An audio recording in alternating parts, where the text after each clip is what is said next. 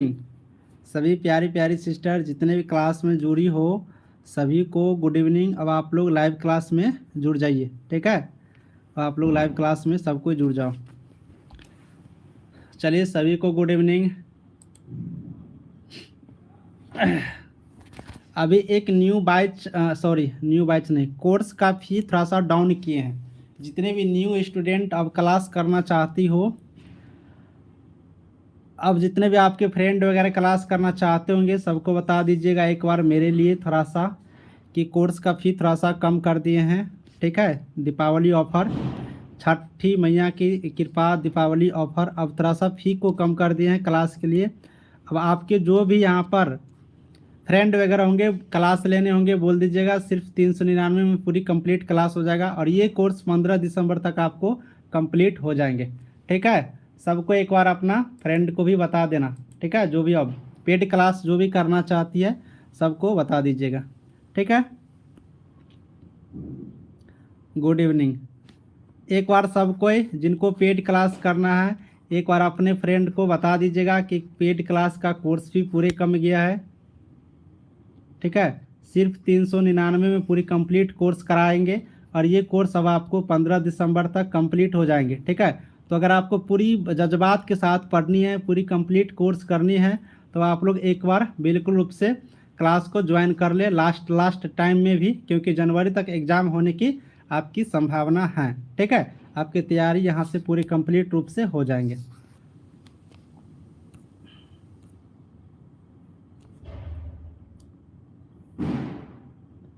चलिए बहुत बढ़िया।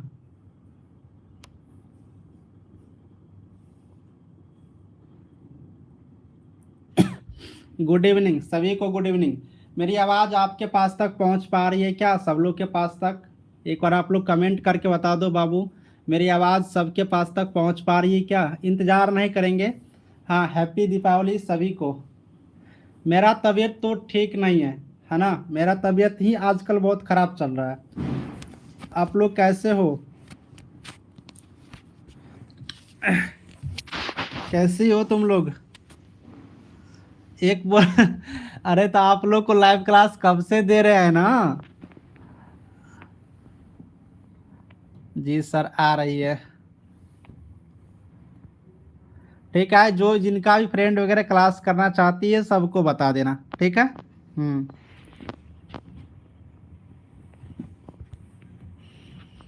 हैप्पी दीपावली सभी को।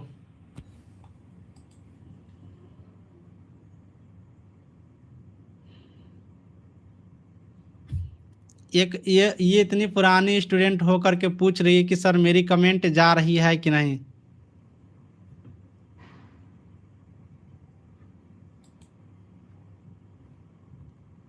मेरा ही तबीयत ठीक नहीं है, मेरा तबीयत ठीक हो जाए पूरा तब तो और ज़ोर शोर से पढ़ाएंगे। मेरा ही तबीयत खराब चल रहा है आजकल।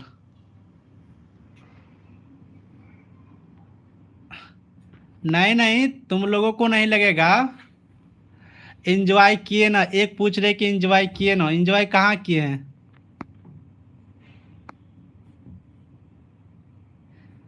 तुलसी का सेवन की जाए। सभी को हैप्पी दीपावली। अब बीत गया, ठीक है। डब्बा दवा लीजिए, दवा तो ले रहे हैं, ठीक है। मेडिसिन ले रहे हैं, ठीक है, मेडिसिन ले रहे हैं। देखो चलिए अब हम लोग इंतज़ार किसी का नहीं करेंगे। अब आप लोग थोड़ा सा आराम से पढ़िए। चलिए आपको मैं जानकारी के तौर पे थोड़ा सा आप लोग को मैं बता दे रहा हूँ, ठीक है। थोड़ा सा आप लोग पढ़ो। देखिए अब आप लोग को ये जो चैप्टर है ना, पढ़िए थोड़ा सा, आप कमेंट मत करिए। देखिए केवल स्तनपान, ये जो ब्रेस्ट फीडिंग चैप्टर आप लोग आज पढ़ोगी, ठीक है। ये जो ब्रेस्ट फीडिंग चैप्टर आप लोग आज पढ़ोगी, ये ब्रेस्ट फीडिंग चैप्टर पढ़ने के बाद आपकी चाइल्ड हेल्थ नर्सिंग यहाँ पर ख़त्म हो जाएगा, ठीक है। चाइल्ड हेल्थ नर्सिंग आप लोग के यहाँ पर ख़त्म हो जाएंगे। ये आपकी लास्ट चैप्टर होगा, ठीक है। ये आपकी लास्ट चैप्टर होगा, ठीक है। ये आपकी लास्ट चैप्टर होगा, तो इसीलिए आप लोग अब आप लोग कमेंट मत करिए, ठीक है। पैरासीटामोल 650 खाएंगे तो ठीक हो जाएंगे, ठीक है। अब ठीक है, अब आप लोग जो बोलोगी मैं करूँगा, ठीक है। और फिलहाल फिलहाल अब आप लोग मेरा बात को सुनिए, सब लोग, ठीक है, सब लोग आप मेरा बात को सुनिए, नहीं तो टाइम हम बर्बाद नहीं करना चाहते हैं, ठीक है। वैसे भी टाइम आप लोग के पास बहुत कम है।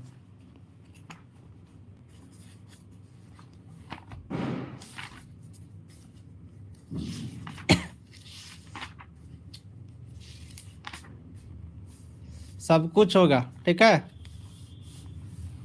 4 ही क्लास, 4 चैप्टर हम सब कुछ बताएंगे। 4 क्लास करना है कि 5 क्लास, ठीक है, सब कुछ बताएंगे। फिलहाल मेरी बात को आप लोग सुनिए, फिर आप लोग यहाँ पर समझेंगे, ठीक है ना।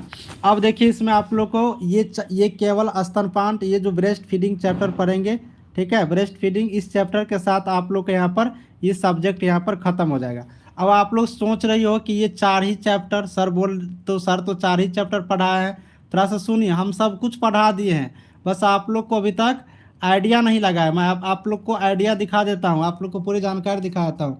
पहला चैप्टर हम आपको क्या पढ़ाए थे, आप लोग को पहला चैप्टर हम क्या पढ़ाए थे, थोड़ा सा देखिए। जो शुरू से पढ़ रही है ना उसको पूरा नॉलेज में होंगे, जो नहीं पढ़ोगी बीच बीच में छोड़ के आओगी उन लोगों को नॉलेज में नहीं होंगे, ठीक है।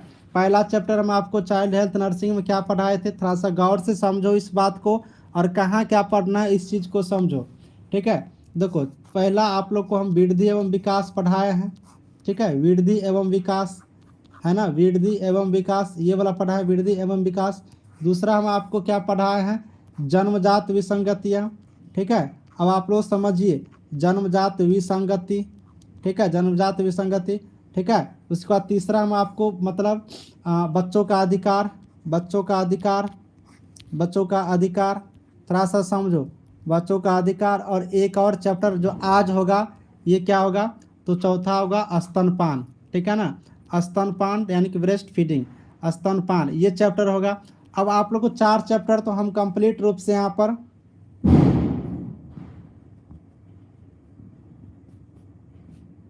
ठीक है, ये आपको 4 चैप्टर हमने तो यहाँ पर कंप्लीट आज हो जाएगा ये मिला करके। बाकी और भी चीज़ आपको इसमें पढ़ने होते हैं, बाकी और भी चीज़ आप लोग को चाइल्ड हेल्थ नर्सिंग में पढ़ने होते हैं। अब क्या क्या पढ़ने होते हैं बाकी और भी चीज़, जैसे कि आप लोग यहाँ पर देखेंगे तो शिशु का देखभाल, ठीक है। अब शिशु का देखभाल, शिशु का देखभाल तो इस चैप्टर में कुछ है नहीं, शिशु का देखभाल इस चैप्टर में कुछ है नहीं। जो वृद्धि एवं विकास चैप्टर है ना, जो विकास वृद्धि चैप्टर जो आप लोग पढ़ी, बस इसी चैप्टर से यहाँ पर थोड़ा है बच्चों को देखभाल कैसे करेंगे इसके बारे में है, ठीक है। इसके बाद आप लोग का एक चैप्टर होता है पोषण, एक चैप्टर होता है पोषण। अब ये पोषण आप चाइल्ड हेल्थ नर्सिंग में पढ़ो, चाइल्ड हेल्थ नर्सिंग में पढ़ो या फिर आप लोग हेल्थ प्रमोशन में पढ़ो, दोनों का पोषण एक ही होता है, दोनों में 6 तत्व तो पढ़ना होता है, दोनों का दोनों। तो आपको मैं चाइल्ड प्राइमरी हेल्थ केयर में सॉरी हेल्थ प्रमोशन में पढ़ा दिया हूँ, इसीलिए यहाँ पर आपको हम पोषण चैप्टर नहीं पढ़ाएंगे। तो ये चैप्टर भी देखिए आपके यहाँ पर कंप्लीट हो गया, ठीक है। एक चैप्टर आपको पढ़ना होता है टीका, टीका के बारे में, ठीक है, टीका द्वारा रोकी जाने वाली रोग, टीका द्वारा रोकी जाने वाली रोग, रोकी जाने वाला रोग जितना भी यहाँ पर आप लोग BCG, उसके बाद TT हेपेटाइटिस पेंटावायलेंट सब टीका के बारे में, ये टीकाकरण वाला चैप्टर पढ़ा चुके हैं। मैडम भी एक क्लास आपको इम्यूनाइजेशन का लिए हैं और एक बार हम भी लिए हैं, तो ये टीका वाला आपको भी दिया है और 2 दिन हम इसमें क्लास ले चुके हैं। तो ये भी ठीक है, ये भी टॉपिक आपके यहाँ से कंप्लीट है। तो आप लोग उल्टा के जब सिलेबस देखोगे ना तब जा कर के आप लोग को पता चलेगा कि सर पढ़ाए हैं कि नहीं पढ़ाए हैं।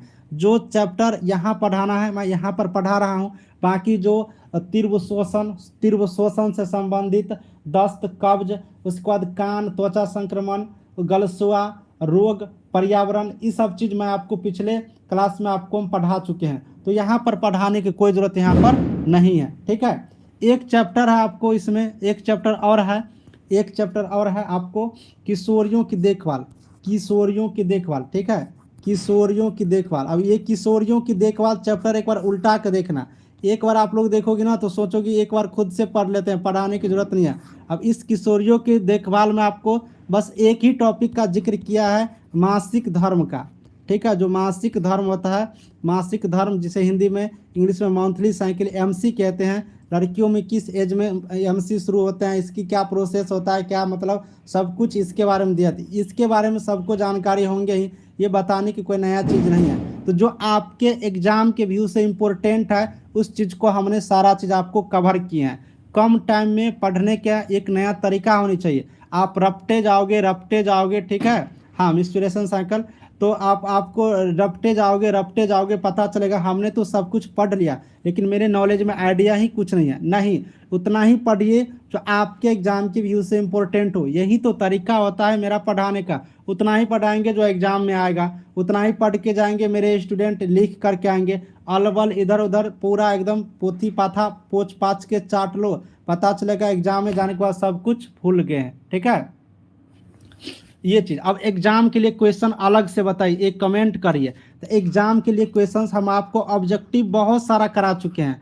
ऑब्जेक्टिव क्वेश्चंस आपको हम बहुत सारा 400-500 ऑब्जेक्टिव लगभग सब सब्जेक्ट में करवाए हैं। इसके बाद और भी हम आपको करवाएंगे, ठीक है। तो सब कोई अब समझ गए ना, अब आप सब कोई समझ गए ना कि कहाँ कहाँ क्या चीज़ रखा हुआ है चाइल्ड हेल्थ नर्सिंग का।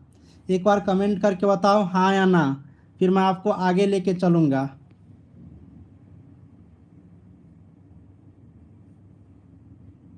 अब जो न्यू वाले बच्चे हो, जो न्यू स्टूडेंट हो भाई, उनको तो पढ़ना पड़ेगा। न्यू वाले जो कहोगे आज ज्वाइन किए शुरू से पढ़ाई, तो वो कैसे होगा, वो उनको पढ़ना पड़ेगा, ठीक है।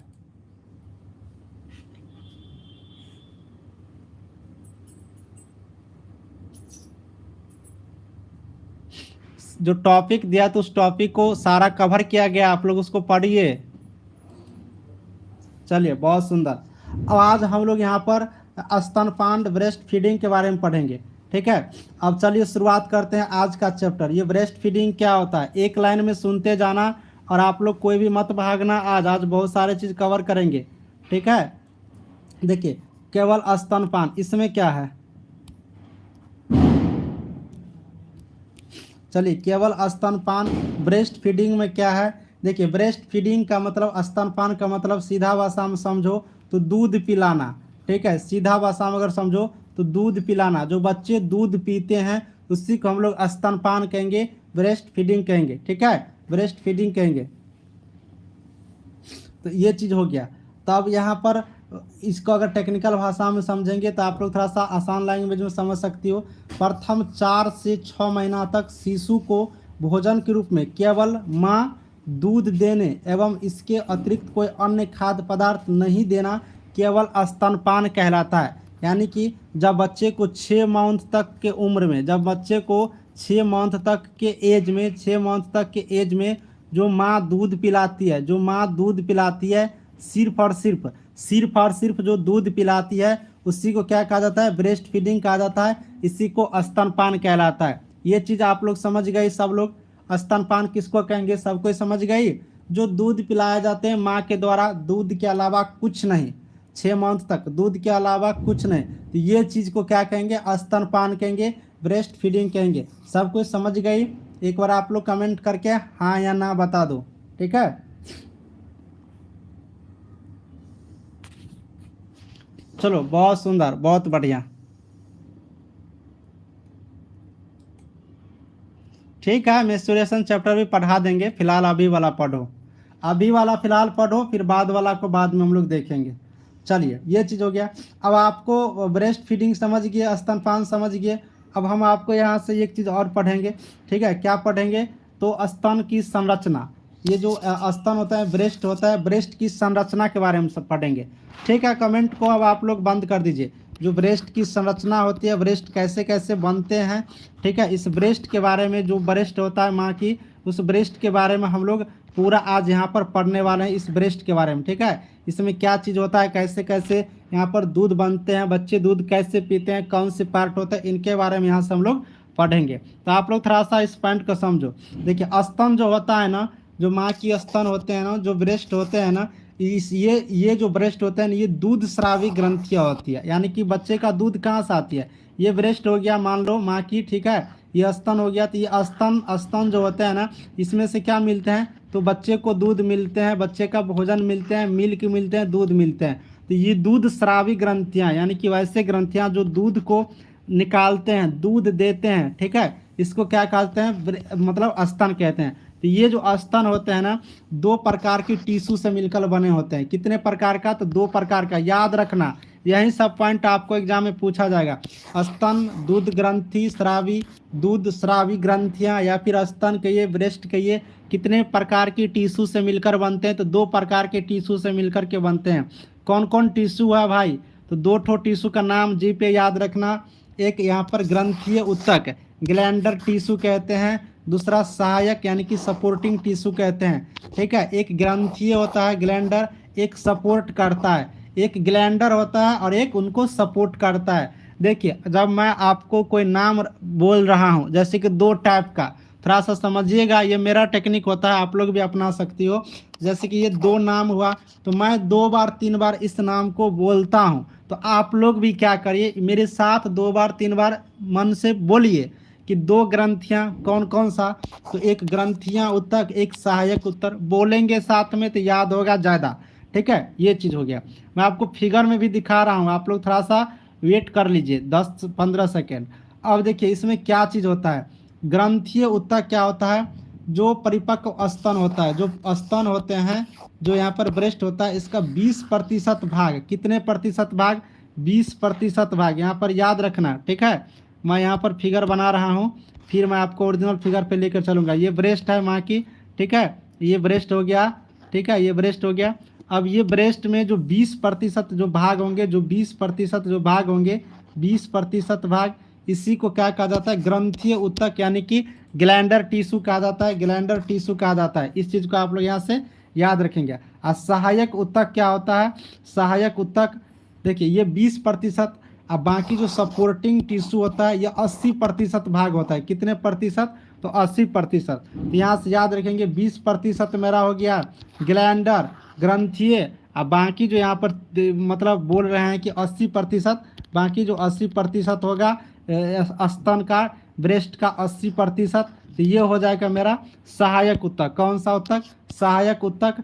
ये दोनों मिल करके ब्रेस्ट का निर्माण करते हैं। ठीक है, ये दोनों मिल करके ब्रेस्ट का निर्माण करते हैं। इतना बात सब कुछ समझ गई? तो एक बार मुझे कमेंट करके बता देना कितने प्रकार के होते हैं और दोनों का परसेंटेज कितना कितना होता है। इतना सब कुछ समझ गई तो एक बार मुझे कमेंट करके आप लोग बता दो।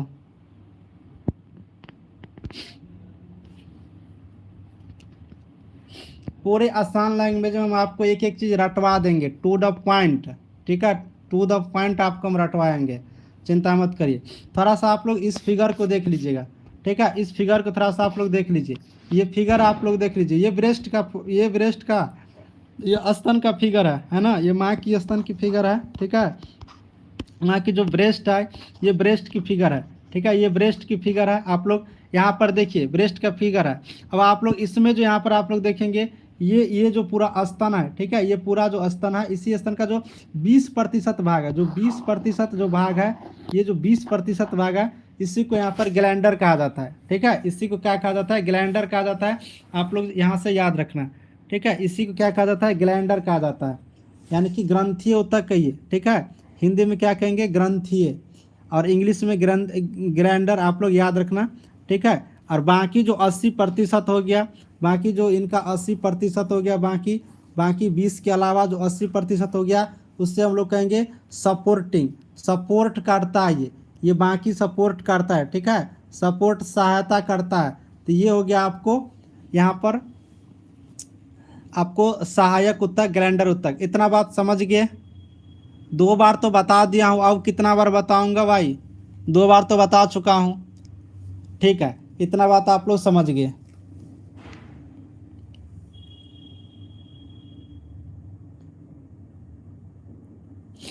अब आप लोग यहाँ पर एक बात और समझना। ठीक है, एक बात और यहाँ पर समझना, 1-2 बात और समझना। देखिए हाथ चले तो चलाना लिखने में आप यहाँ पर जो देख लिए 20% भाग, कितना प्रतिशत? 20% भाग किसका? ग्लैंडर का। ठीक है ना, ग्लैंडर का यहाँ पर ग्लैंडुअर होता है। ठीक है, ग्लैंडुअर होता है ग्रंथीय ऊतक। ठीक है, ग्रंथीय ऊतक का, ग्रंथी ऊतक का। ठीक है, यहाँ पर ग्रंथी ऊतक का। चलो मैं आपको यहीं पर ले चलता हूँ थ्योरी वाला पेज पर, थोड़ा समझो, इस चैप्टर से प्रश्न आएंगे। अब यहाँ पर आप देखो, यहाँ पर ये ग्रंथीय ऊतक आपने समझ गया। ठीक है, इसमें देखो क्या पॉइंट पढ़ना है।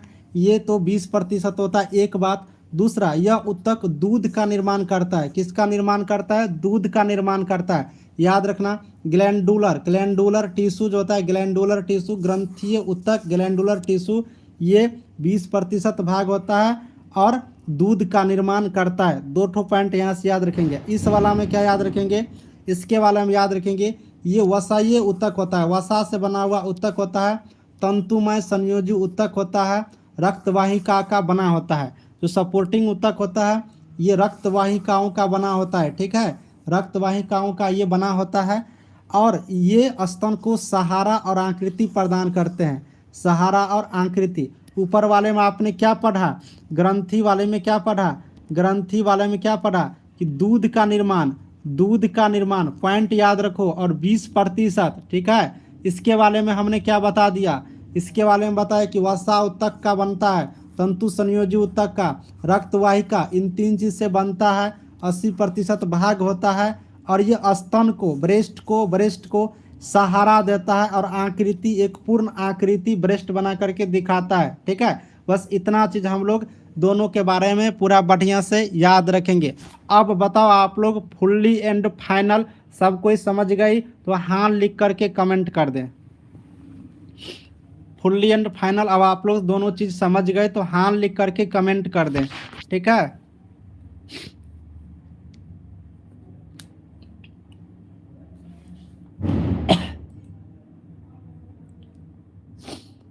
आपका कमेंट देख के ही हम आगे बढ़ते हैं, ठीक है, आपके कमेंट देख के ही। चलो बहुत सुंदर, अच्छे से समझ गए, बहुत अच्छा। चलिए एक एक पॉइंट हम आपको समझाएंगे, आप चिंता मत करिए ना, क्लास में याद हो जाएगा, ठीक है, इतना तो मुझे यकीन है। चलिए अब आप लोग थोड़ा सा आप लोग यहाँ पर और समझिए। अभी आपको संरचना के बारे में ही हम बता रहे हैं, ठीक है, आपको हम संरचना के बारे में ही बता रहे हैं। अब आपको मैं संरचना के बारे में ही बता रहा हूँ। ये पॉइंट टू पॉइंट हम आपको लिख दिए हैं, ये पॉइंट टू पॉइंट आप लोग रट लेना, ठीक है, पॉइंट टू पॉइंट आपको हम बता दिए हैं। अब आप लोग यहाँ पर थोड़ा सा गौर करो, ठीक है, आप लोग थोड़ा यहाँ पे गौर करो, सब कुछ अब आप लोग यहाँ पे गौर करो, थ्योरी देख लो, फिर मैं आपको फिगर पे लेके चलूँगा, ठीक है। ये देखिए प्रत्येक स्तन, अब आप ब्रेस्ट तो देख लिए, ठीक है, ये ब्रेस्ट तो आपने यहाँ पर देख लिया, ये ब्रेस्ट का फिगर हम आपको दिखा दिए, है ना, ये माँ की ब्रेस्ट का फिगर आपने देख लिया, ठीक है। अब प्रत्येक स्तन जो होता है, ये जो स्तन होते हैं ये 20 लोब्स में बंटा होता है। कितने लोब्स में, 20 खंडों में, याद रखेंगे। ये जो है, ये जो ब्रेस्ट है, ये ब्रेस्ट, ये 20 खंडों में, ऐसे ऐसे करके कितने में, तो 20 खंड कहिए या फिर लोब्स कहिए, दोनों चीज़ आप लोग याद रखना इसके वाले में, ठीक है। कभी इंग्लिश तो कभी हिंदी आपसे पूछ सकते हैं ब्रेस्ट वाला में, ठीक है। तो बायोलॉजिकल में ज़्यादातर इंग्लिश टर्म अच्छा रहता है, याद रखना, ठीक है। तो इसमें आप लोग याद रखना, इसमें ये कितने खंडों में, तो 20 लोब्स में, ये 20 तो इस प्रकार के होता है, इस टाइप का हम आपको बना दिए, इस प्रकार की 20 खंडों में क्या होता है, बने होता है। अब यहाँ पर देखिए ये जो 20 खंड है, इस 20 खंड में, ये जो 20 खंड है, इस खंड में प्रत्येक खंड यानी कि एक एक खंड, जितने भी खंड होता है ना, प्रत्येक खंड, एक एक खंड छोटे छोटे खंडों अर्थात खंडकों से बने होते हैं। अब ये जो एक ठो लोब है, ये बहुत छोटा खंड से, फिर दूसरा लोब बहुत छोटा खंड से, बहुत छोटा यानी कि बहुत छोटा खंड से, इसको लोब्यूस कहते हैं, ठीक है, बहुत छोटा खंड यानी कि इनको लोब्यूस कहते हैं। तो 20 छोटे खंड में बने होते हैं और प्रत्येक खंड बहुत छोटा खंड से बने होते हैं। इतना बात आप लोग यहाँ से याद रखना।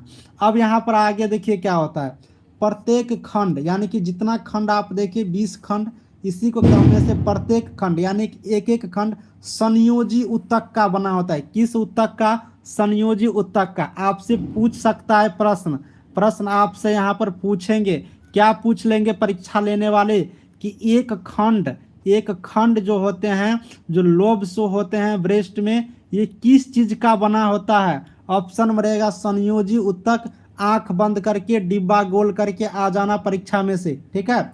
अब जितने भी संयोजी ऊतक होते हैं, गौर से सुनना मेरी प्यारी प्यारी सिस्टर, जितने भी संयोजी ऊतक होते हैं, इसी संयोजी ऊतक एक छोटी वाहिनी, जिसमें संयोजी ऊतक होते हैं, इसमें एक छोटी वाहिनी मिन्यूट डक्ट, ठीक है, मिन्यूट डक्ट के चारों ओर अंगूर के गुच्छे के समान स्रवी कोशिकाएं एल्वियोल व्यवस्थित होते हैं, ठीक है, एल्वियोल व्यवस्थित होते हैं। फिर से एक बार कहानी समझो।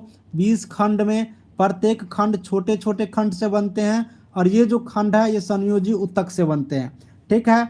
अब इसी में, इसी संयोजी उत्तक में एक छोटी वाहिनी, इसी संयोजी उत्तक में, इसी खंड में एक छोटी वाहिनी, मिन्यूट डक्ट जिसे कहेंगे, चारों ओर जो खंड होते हैं, ये जो खंड होते हैं, ये जो ब्रेस्ट हो गए। ठीक है। आप यहाँ पर थोड़ा सा समझो, मैं फिगर पे ले चलता हूँ, 2 बार 3 बार बताऊंगा, इस बात को घबराओ मत, थोड़ा सा पैसेंस रखो, मेरी बात को सुनो। ठीक है। ये जो ब्रेस्ट होगी माँ की, ये ब्रेस्ट जो आपने देख लिया, ये आपको 20 खंड में बांट दिए, 20 खंड में बांट दिए, जिसको लोब्स कह दिए। ठीक है। और ये लोब्स किसके बनते हैं, तो संयोजी उत्तक के बना हुआ है। और इसी लोब्स के चारों ओर छोटी वाहिनी, इसी लोब्स के, इसी छोटे छोटे के, इसको चारों ओर, इसके चारों ओर मिन्यूट डक्ट, क्या, मिन्यूट डक्ट। ठीक है। कहीं डक्ट या कहीं मिन्यूट डक्ट लिखा हुआ रहता है, कहीं डक्ट भी रहेंगे। ये डक्ट चारों ओर अंगूर के नहीं, अंगूर में गुच्छा जैसे बना रहता है। ठीक है। इसी तरह से उनको घेरे हुए रहते हैं। ठीक है। और स्रावी कोशिकाएं व्यवस्थित रहते हैं गुच्छे के समान, एक एल्यूवेली, जिनको हिंदी में हम लोग स्रावी कोशिकाएं व्यवस्थित रहते हैं। इतना बात आप लोग को याद रखना है। ठीक है। इस चीज को आप लोग समझी या नहीं, एक बार कमेंट करके बताओ थोड़ा सा। ठीक है, एक बार बताओ, इतना बात समझी। लोब्स किसे कहते हैं, लोब्स कितने खंड में होते हैं, किस चीज का बना होता है, इसके चारों ओर अंगूर के गुच्छे के समान कौन चीज व्यवस्थित रहते हैं। 3-4 को बात मैंने बताया हूँ, समझ गई हो तो प्यारी प्यारी, मेरी प्यारी प्यारी सिस्टर हाँ लिख करके कमेंट करो। बहुत बढ़िया। हैप्पी दीपावली। हाँ, 1-2 आगे पीछे होता है, 18 से 20 ठीक है, 1-2 आगे पीछे होता है, उसके लिए ये नहीं होना है। ठीक है। कहीं आपको 19, 20 तक आपको याद रखना है। क्या तुम पूछ लियो, उसे जवाब तुमको नहीं दिए, एक बार फिर से बता दीजिए, इस प्रश्न का हम जवाब देंगे। अजीब हो लेकिन आप लोग भी।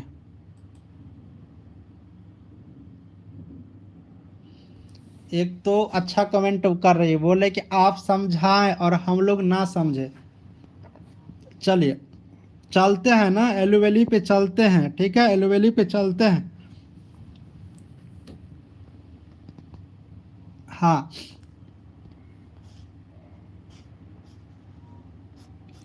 चलो थोड़ा सा मैं आपको एक बार और कोशिश करता हूँ समझाने के लिए, एक बार और मैं बढ़िया से समझा देता हूँ। चलो ना, फिगर में आओ ना, देखिए ये फिगर में आओ ना, आप लोग आओ ना, इस पे आओ।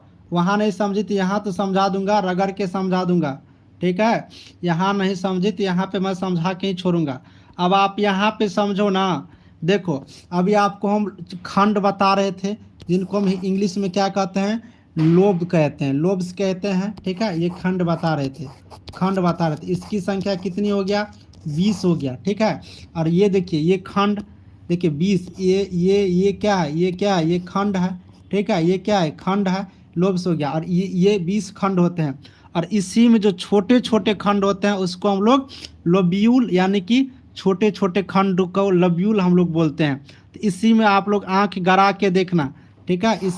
इसी में आप लोग आंख गड़ा के देखना, आप लोग को दिखेंगे। ठीक है। देखो ये जो लोब है, ये जो आपको लोब दिखाई दे रहा है, इसमें देखो छोटा छोटा छोटा छोटा है ना, छोटा छोटा है ना, छोटा छोटा छोटा छोटा छोटा छोटा, इसी को क्या कहा गया, लोब्यूल, यानी कि छोटा खंड। इसी को क्या कहा गया, छोटा खंड। इसी को क्या कहा, छोटा खंड कहा गया। और ये खंड जो है, ये जो खंड जो है संयोजी उत्तक से बनता है। किस उत्तक से, संयोजी उत्तक से। बस इतना चीज जो मैंने बताया हूँ, बस इतना चीज आप लोग यहाँ से याद रखेंगे। ठीक है, इतना चीज आप लोग यहाँ से याद रखेंगे। देखिए, अब एल्यूवेली एक पूछ रहा था कि एक एल्यूवेली क्या होता है, एल्यूवेली क्या होता है। यहाँ पर थोड़ा सा आप लोग आंख गड़ाना, इसी फिगर में आंख गड़ाना, एल्यूवेली क्या होता है यहाँ पर देखना। ठीक है। एल्यूवेली क्या होता है, इसको थोड़ा सा देखना। इसको स्रावी कोशिकाएं कहा जाता है हिंदी में। ठीक है। स्रावी कोशिकाएं हिंदी में बोलोगी तो स्रावी कोशिकाएं।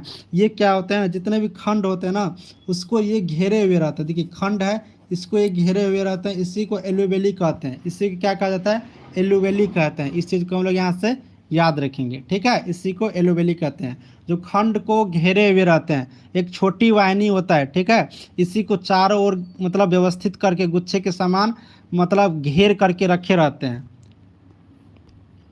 देखिए एक एक एलोवेली हो गया, एक यहाँ पर लोब्स हो गया, इस लोब्स को चारों तरफ घेर करके रखने वाला एलोवेली हो गया, ठीक है। चलो बहुत बढ़िया, समझ जाओगी। थोड़ा सा ध्यान लगाओ ना पढ़ने पे, समझा के ही जाऊंगा।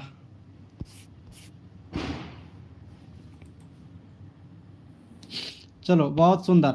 अब हम लोग थोड़ा सा यहाँ पर अगला पॉइंट को समझते हैं, ठीक है। देखिए अब अगला पॉइंट को थोड़ा सा हम लोग समझते हैं। अब यहाँ पर अगला पॉइंट को समझते हैं, हर एक पॉइंट को समझना पड़ेगा आज। देखिए एक खंड के, अब आपने खंड देख लिया, ठीक है। खंड को इंग्लिश में याद रखोगी तो लोब से याद रखना, ठीक है। लोब, एक को लोब कहेंगे, एक को लोब कहेंगे, बहुत रहेगा तो लोब्स कहेंगे। अब सभी खंड को, अब लोब्स के सभी खंडों की वाहिनी मिल करके एक दुग्ध वाहिनी, दुग्धवाही वाहिका यानी कि लेक्टिफेरियस डक्ट का निर्माण करते हैं। अब आप लोग थोड़ा सा समझिए, सब कुछ एक दूसरे से जुड़ा हुआ है। अब एक खंड के सभी खंडकों की वाहिनी, ठीक है। जैसे अब एक खंड हो गया, यहाँ पर आप लोग थोड़ा सा समझो, यहाँ पर रफ फिगर बता दे रहा हूँ, ठीक है। अब ये ब्रेस्ट हो गया, अब इस ब्रेस्ट में आपने यहाँ पर देख लिया, इस ब्रेस्ट में देख लिया ये लोब्स बना है यानी कि खंड बना है। अब ये खंड के जो प्रत्येक वाहिनी होता है, जो एक एक वाहिनी यानी कि एक एक जो इसमें लाइन होते हैं, वाहिनी होता है, वाहिका होते हैं, ये सब मिल करके इन इलेक्टिफेरियस डक्ट मिल करके दुग्धवाही वाहिका जो दूध को लाते हैं, इसको दुग्ध को जो लाते हैं, दूध को मिल्क को लाते हैं, इसका ये निर्माण करते हैं। किस चीज़ को मिल करके, तो एक खंड के सभी खंडक, एक खंड जैसे कि ये एक खंड हो गया, एक खंड, ठीक है। एक खंड के सभी खंडक, यहाँ पर समझो थोड़ा सा, ठीक है। एक खंड के सभी खंडक मिल करके, ठीक है ना, यहाँ पर समझो थोड़ा सा, एक खंड के सभी खंडक मिल करके। अब यहाँ पर एक खंड हो गया, ठीक है, यहाँ पर एक ये खंड हो गया।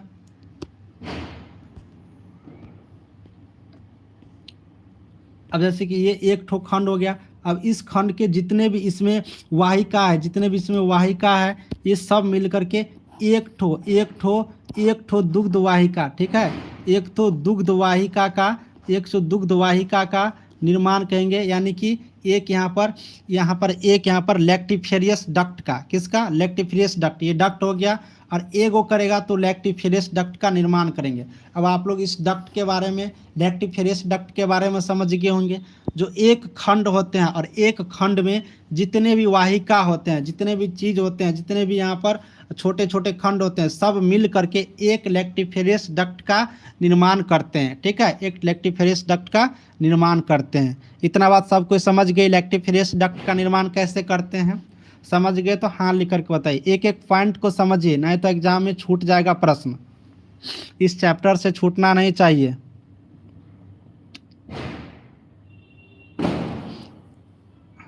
ठीक है, बहुत बढ़िया। अब यहाँ पर समझिए, डक्ट आप लोग समझ गए, लेक्टिफेरियस डक्ट जो दूध वाहिका जो मिल्क को लाते हैं। चलिए बहुत बढ़िया, बहुत बढ़िया, बहुत कुछ पढ़ना है, थोड़ा सा आप लोग समझो, आराम आराम से बता देता हूँ। और यहाँ पर देखिए एक ठो इस तरह से एक डक्ट बना, ठीक है। एक डक्ट यहाँ पर बन गया, दूसरा डक्ट बना, तीसरा डक्ट बना, चौथा डक्ट बना, पांचवा डक्ट बना, और ये सब डक्ट बन करके, ठीक है, ये सब डक्ट जो है मिल करके, ये सब डक्ट मिल करके कहाँ पर आ गया, ये कहाँ पर आ गया, निप्पल के पास। कहाँ पर आ गया, निप्पल के पास। तो यहाँ पर हम लोग यहाँ से याद रखेंगे, जितने भी डक्ट होते हैं, लेक्टिफेरियस डक्ट होते हैं, जो दुग्ध वाहिका हम लोग हिंदी में कहेंगे, ठीक है, दुग्ध वाहिका, लेक्टिफेरियस डक्ट। ये लेक्टिफेरियस डक्ट कैसे बनेंगे वो तो आपने समझ लिया। अभी सभी लेक्टिफेरियस डक्ट यहाँ पर आ करके एक जगह मिल जाता है। जब ये मिलता है तो इसी को हम लोग क्या कहते हैं, इसी को हम लोग क्या कहते हैं, निप्पल कहते हैं। इसी को हम लोग क्या कहते हैं, निप्पल कहते हैं, ठीक है। इस चीज को हम लोग यहाँ से याद रखेंगे। इतना बात आप सबको समझ गए निप्पल तक?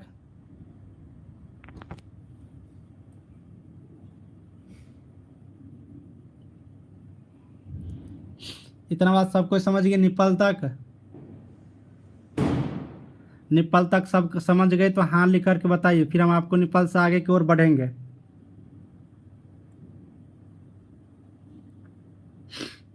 हाँ या ना, दो चीज आप बताइए। अरे माँ के दूध में पानी सब हम बाद में पढ़ेंगे, पहले इसको पढ़ो ना। अभी पानी के बारे में पहुंच गए, हमें स्ट्रक्चर बता रहे तो आप पानी के बारे में पढ़ो। ठीक है, अजीब है, इसीलिए तो मुझे गुस्सा आता है। हम नहीं चाहते कि गुस्सा है, तुम लोग गुस्सा चढ़ा देते हो। अरे पटाखा की आवाज़ तो इतना आ रहा है ना कि क्या बताएंगे, पढ़ाने के लिए देता नहीं। हम तो एकदम कमरा को बंद कर दिए पूरा बढ़िया से। चलो बहुत बढ़िया। एक कह रहा है कि एक बार और शुरू से देखिए, एक बार और जिनको समझना है शुरू से, वो शुरुआत से वीडियो देखिए, क्योंकि हर एक चीज एक दूसरे से जुड़ा हुआ है। हर एक पॉइंट एक दूसरे से जुड़ा हुआ है।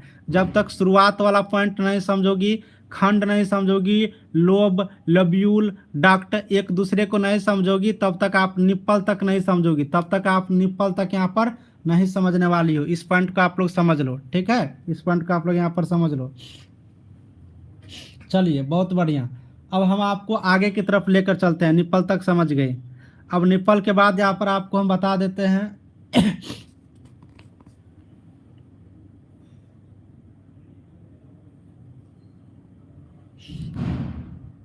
अब आप लोग थोड़ा सा यहाँ पर समझो। ठीक है, अब आप लोग थोड़ा सा यहाँ पर समझो। देखिए, अब आप लोग थोड़ा सा इस चीज़ को आप लोग समझो यहाँ पर।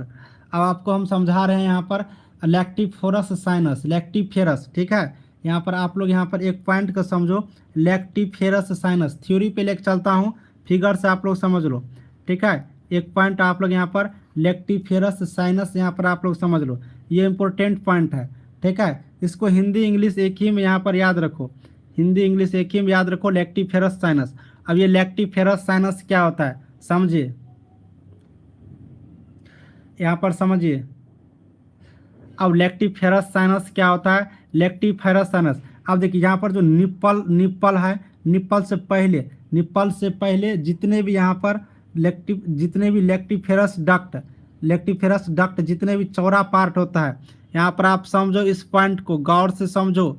अब देखिए जितने भी डक्ट यहाँ पर आके मिलते हैं तो निप्पल बन गया। अब ये डक्ट जो मिलते हैं, इस बीच में जो चौड़ा चौड़ा यहाँ पर आपने देख रहे हो, यहाँ पर ये स्पेस देख लो, चौड़ा स्पेस, ये चौड़ा स्पेस, ये चौड़ा स्पेस, इसी को कहा जाता है लैक्टिफेरियस साइनस। इसी को क्या कहा जाता है, लैक्टिफेरियस साइनस। तो इस पॉइंट को आप लोग याद रखेंगे। कैसे याद रखेंगे, कैसे याद रखेंगे, पुनः बताऊंगा, याद करवा के छोड़ूंगा।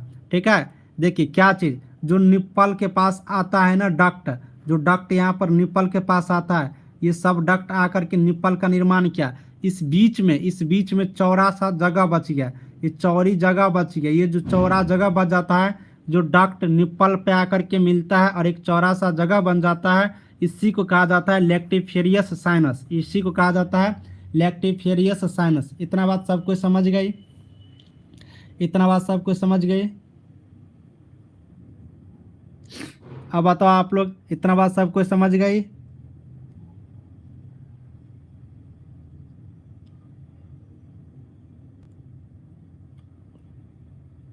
चलिए बहुत बढ़िया है। अब देखिए एक बात और यहाँ पर याद रखना, इसी में, इसी लैक्टिफेरियस साइनस में दूध जमा होता है। एक पॉइंट याद रखना, इसी लैक्टिफेरियस साइनस में क्या जमा होता है, तो दूध। दूध जो मिल्क की हम लोग बात करते हैं, ये जो मिल्क होता है, ये जो दूध होता है, ये दूध कहाँ पर जमा होता है, तो लैक्टिफेरियस साइनस में। कहाँ पर जमा होता है, तो लैक्टिफेरियस साइनस में ये दूध जा करके जमा हो जाता है। इतना बात आप लोग फटाफट नोट कर लो, याद कर लो, जैसे भी समझना है समझ लो। ठीक है, ये चीज़ आप लोग यहाँ से समझेंगे। तो ये हो गया आपको लैक्टिफेरियस साइनस। ठीक है, ये क्या हो गया, लैक्टिफेरियस साइनस।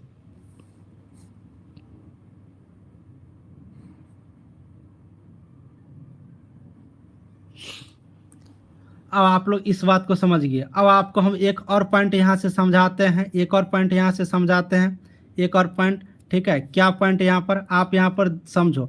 अब आप यहाँ पर समझो, ये जो आप डक्ट देख लिया, ठीक है, ये जो आपने यहाँ पर डक्ट देख लिया, लैक्टिफेरियस डक्ट। ठीक है, मैं पूरा लिख देता हूँ, लैक्टिफेरियस डक्ट। ठीक है, लैक्टिफेरस डक्ट आप यहाँ पर समझ गए। ठीक है, लैक्टिफेरस डक्ट आप समझ गए। एक और मैंने यहाँ पर बताया हूँ, एक और बताया हूँ, लैक्टिफेरस साइनस। ये क्या बताया हूँ, लैक्टिफेरस साइनस। ठीक है, दोनों पॉइंट को समझो, एक एक बात समझो। ठीक है, ये क्या है भाई, साइनस है, एक डक्ट है, एक साइनस है, एक साइनस है। दोनों क्या करता है आपने समझ गया, लेक्टिफेरियस डक्ट भी समझा दिया, साइनस भी। अब देखिए ये दोनों जो होता है लेक्टिफेरियस डक्ट और इस बीच वाले जगह को क्या कह रहे थे हम लोग, साइनस कह रहे थे ना। इस बीच वाले जगह को क्या कह रहे थे, साइनस कह रहे थे। दोनों में क्या है पुनः समझ लो, एक एक पॉइंट को मैं बता रहा हूँ। ये डक्ट क्या करते हैं, दूध स्रावित करते हैं, ठीक है। और ये क्या करते हैं, दूध को जमा करते हैं। ये क्या करते हैं, दूध को जमा करते हैं। ये स्रावित मतलब निकालते हैं और ये दूध जमा करते हैं, इतना बात। अब इन दोनों कोशिका को, इन दोनों को जो है, इन दोनों सेल को, ठीक है, इन दोनों को, डक्ट को और यहाँ पर साइनस को एक घेरा रहता है। इन सब को एक घेरा रहता है। कौन घेरा रहता है भाई, तो इनको घेरने वाला एक होता है पेशीय कोशिका। क्या होता है, पेशीय कोशिका। इन दोनों को घेरने वाला को क्या कहते हैं, पेशीय कोशिका। थोड़ा सा लिख दिया हूँ थ्योरी में, आप लोग भी यहाँ पर समझते चलो। इन सब को क्या कहते हैं, पेशीय कोशिका, ठीक है। इंग्लिश में आप लोग बात करोगी तो यहाँ पर इंग्लिश नाम भी आप लोग समझ लो। मैं वैसे लिखा हूँ थ्योरी में, मायो इपिथेलिया सेल्स, ठीक है, मायो इपिथेलिया, ठीक है, इपिथेलिया यहाँ पर पूरा लिख देता हूँ। इपिथेलियस साइनस जो क्या करते हैं, इनको घेरे रहते हैं। इनको क्या करते हैं, घेरे रहते हैं, ठीक है। इनको यहाँ पर घेरे रहते हैं। इस पॉइंट को आप लोग यहाँ से याद रखेंगे। समझ गए, ये पेशीय कोशिका के बारे में समझ गए। मायोपियलियस थाइलस, ठीक है, मायो इपिथेलियल सेल्स के बारे में आप लोग समझ गए। ये सेल्स है, साइनस नहीं, ये सेल्स है। कोशिका है ना तो यहाँ पर सेल्स होगा, साइनस नहीं, ठीक है। ये सेल होगा, यहाँ पर ये क्या होगा, सेल होगा। ये कोशिका है, पेशीय कोशिका, इनको घेरे रहते हैं, ठीक है। समझ गए इतना। अब आप लोग एक बार हाँ लिख करके कमेंट करो।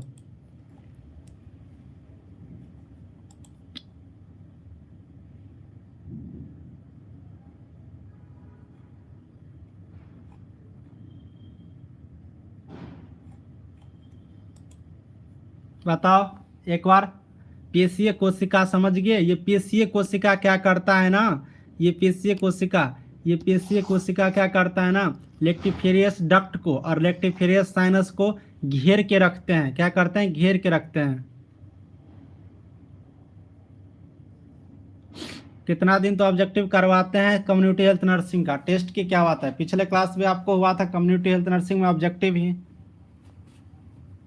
अरे इसमें कुछ नया नहीं है। ये पेशीय कोशिका जो होते हैं ना, इस दोनों को घेर करके रखते हैं, ठीक है, घेर करके रखते हैं। लेक्टिफेरियस डक्ट ये वाला, ठीक है, और इनके बीच में जो आपने यहाँ पर देखा लेक्टिफेरियस साइनस, इन दोनों को जो घेर के रखता है पेशीय उत्तक। इन दोनों को घेर के रखता है पेशीय उत्तक। बस इतना बताया। पेशीय कोशिका, उत्तक नहीं, पेशीय कोशिका, पेशीय कोशिका, बस यही तो बताया हूँ, बस यही तो बताया हूँ। अब कहाँ बताया हूँ, ये डक्ट को और लेक्टिफेरियस साइनस को घेर के रखता है पेशीय कोशिका। बस हो गया, इतना बात सब कुछ समझ गए।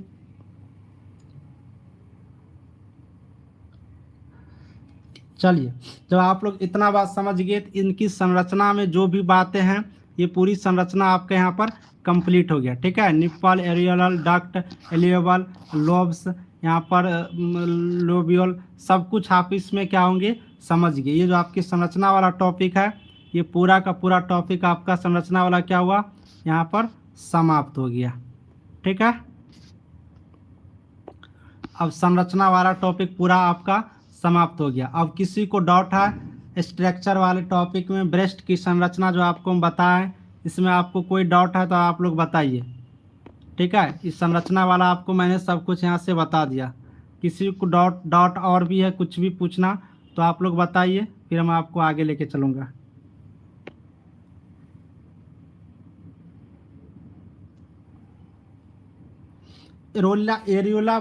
एरियोला पूछ रही हो,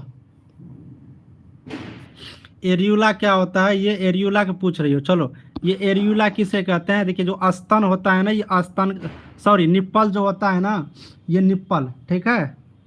निप्पल के चारों तरफ जो गहरे रंग होते हैं ना, गहरा रंग जो निप्पल होते हैं, यहाँ पर आप लोग थोड़ा सा समझो। जो निप्पल होते हैं ना, इस निप्पल के चारों तरफ जो गहरा रंग होते हैं, ठीक है, जो यहाँ पर गहरा रंग रहते हैं निप्पल के चारों तरफ, गहरा कलर का, ठीक है, यही गहरा कलर एरियोला कहलाता है। ठीक है, एरियोला यही गहरा कलर कहलाता है। याद रखना, ये एरियोला क्या होता है, निप्पल के चारों तरफ जो गहरा रंग है, यहाँ पर आप लोग को दिख रहा होगा। ठीक है, निप्पल के चारों तरफ जो गहरा कलर होता है इसी को एरियोला कहते हैं।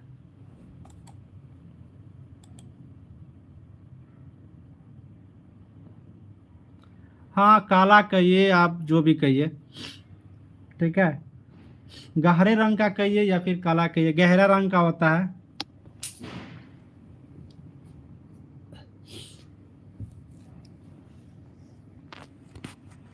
चलो बहुत बढ़िया। और फिर से एक बार शुरू से देखो, फिर से एक बार बताएंगे। 44 मिनट का क्लास इतना ही था। अच्छा, एक पूछ रहा है कि मोंटोगेमरी ग्रंथियां के बारे में बता दीजिए। अच्छा, ये पूछ रहे हो मोंटोगेमरी ग्लैंड्स के बारे में। अच्छा ठीक है, ये भी समझ ही लो।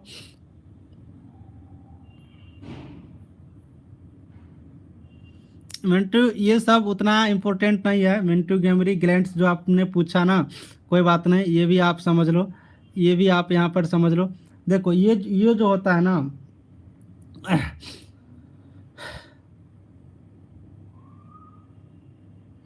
देखिए, एक एक ये जो आप गहरा कलर का आप देख रही हो, निप्पल के ये जो स्तन स्तन का, इस ये जो आपका यहाँ पर एक होता है यहाँ पर। चलो ठीक है, इसको समझना है तो इस तरह से समझो। एक यहाँ पर आपको त्वकवशीय ग्रंथियाँ, हिंदी में कहते हैं त्वकवशीय। ठीक है, त्वकवशीय त्वकवशीय ग्रंथि हिंदी में कहते हैं। आप लोग थोड़ा सा इस पॉइंट को समझो। ये त्वकवशीय ग्रंथि हिंदी में कहते हैं, इसको कहा जाता है शिवकस, शिवेकस। ठीक है, शिवेकस यहाँ पर कहते हैं। इस चीज़ को आप लोग यहाँ से याद रखना। ठीक है, अब इसी के नीचे ये जो होता है ना, ये होता है। अब इसी के नीचे यहाँ पर एक ग्रंथि पाया जाता है, ग्लैंड्स पाया जाता है।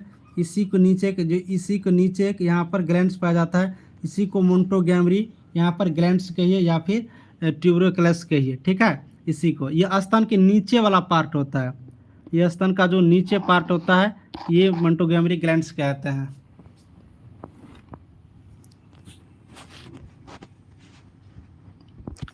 ठीक है, मोंटोगेमरी ट्यूबरकुलस बता दिए, ट्यूबरसेल्स बता दिए।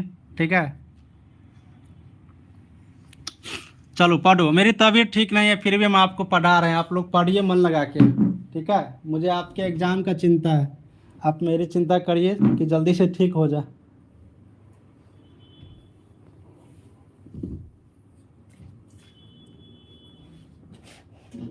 चलिए बहुत बढ़िया।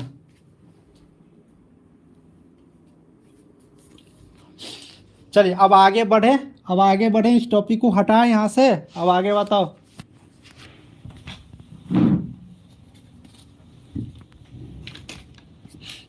अब आगे बढ़ाऊं क्लास को, जल्दी से बताओ, टॉपिक को खत्म करें।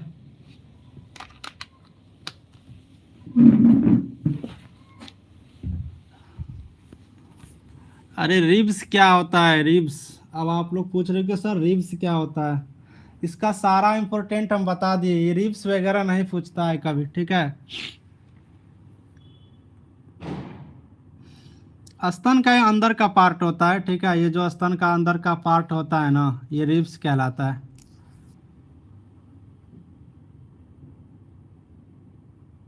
चलो बहुत बढ़िया। अरे पहले थ्योरी कंप्लीट करो, तब तो क्वेश्चंस होगा ना। थ्योरी कंप्लीट ही नहीं है, क्वेश्चंस के लिए आप प्राण जा रही है। चलिए बहुत सुंदर। रिब्स अंदर का पार्ट होता है नेहा। ठीक है, अब यहाँ पर थोड़ा सा समझिए, दूध का निर्माण कैसे होता है। ठीक है, दूध का निर्माण कैसे होता है। अब आप स्तन को माइंड में बैठा लीजिए।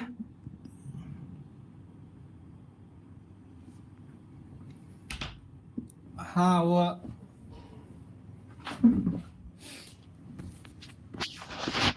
चलिए अब आप निप्पल के बारे में पूछ रहा है, कह रहे निप्पल के बारे में कितना बताया हूँ, अभी पूछ रहे कि सर निप्पल के बारे में बताइए। थोड़ा सा आप लोग शर्म करो, बता दिया हूँ फिर भी बोल रहे हो कि सर बताइए। बताओ, पढ़ रही हो कि बस यहाँ पे टाइम पास कर रही हो? पढ़ने के लिए आई हो ना, थोड़ा सा पढ़िए। ये छोटा छोटा पॉइंट आप पूछ रहे हो कि एग्जाम के टाइम में, सर ये फिर से बताइए। चलिए, बहुत सुंदर। अब हम लोग यहाँ पर देखते हैं प्रोडक्शन ऑफ मिल्क। अब दूध का निर्माण कैसे होता है, अब आप इस पॉइंट को थोड़ा सा समझिए, ठीक है। आज इस पॉइंट को थोड़ा सा समझिए।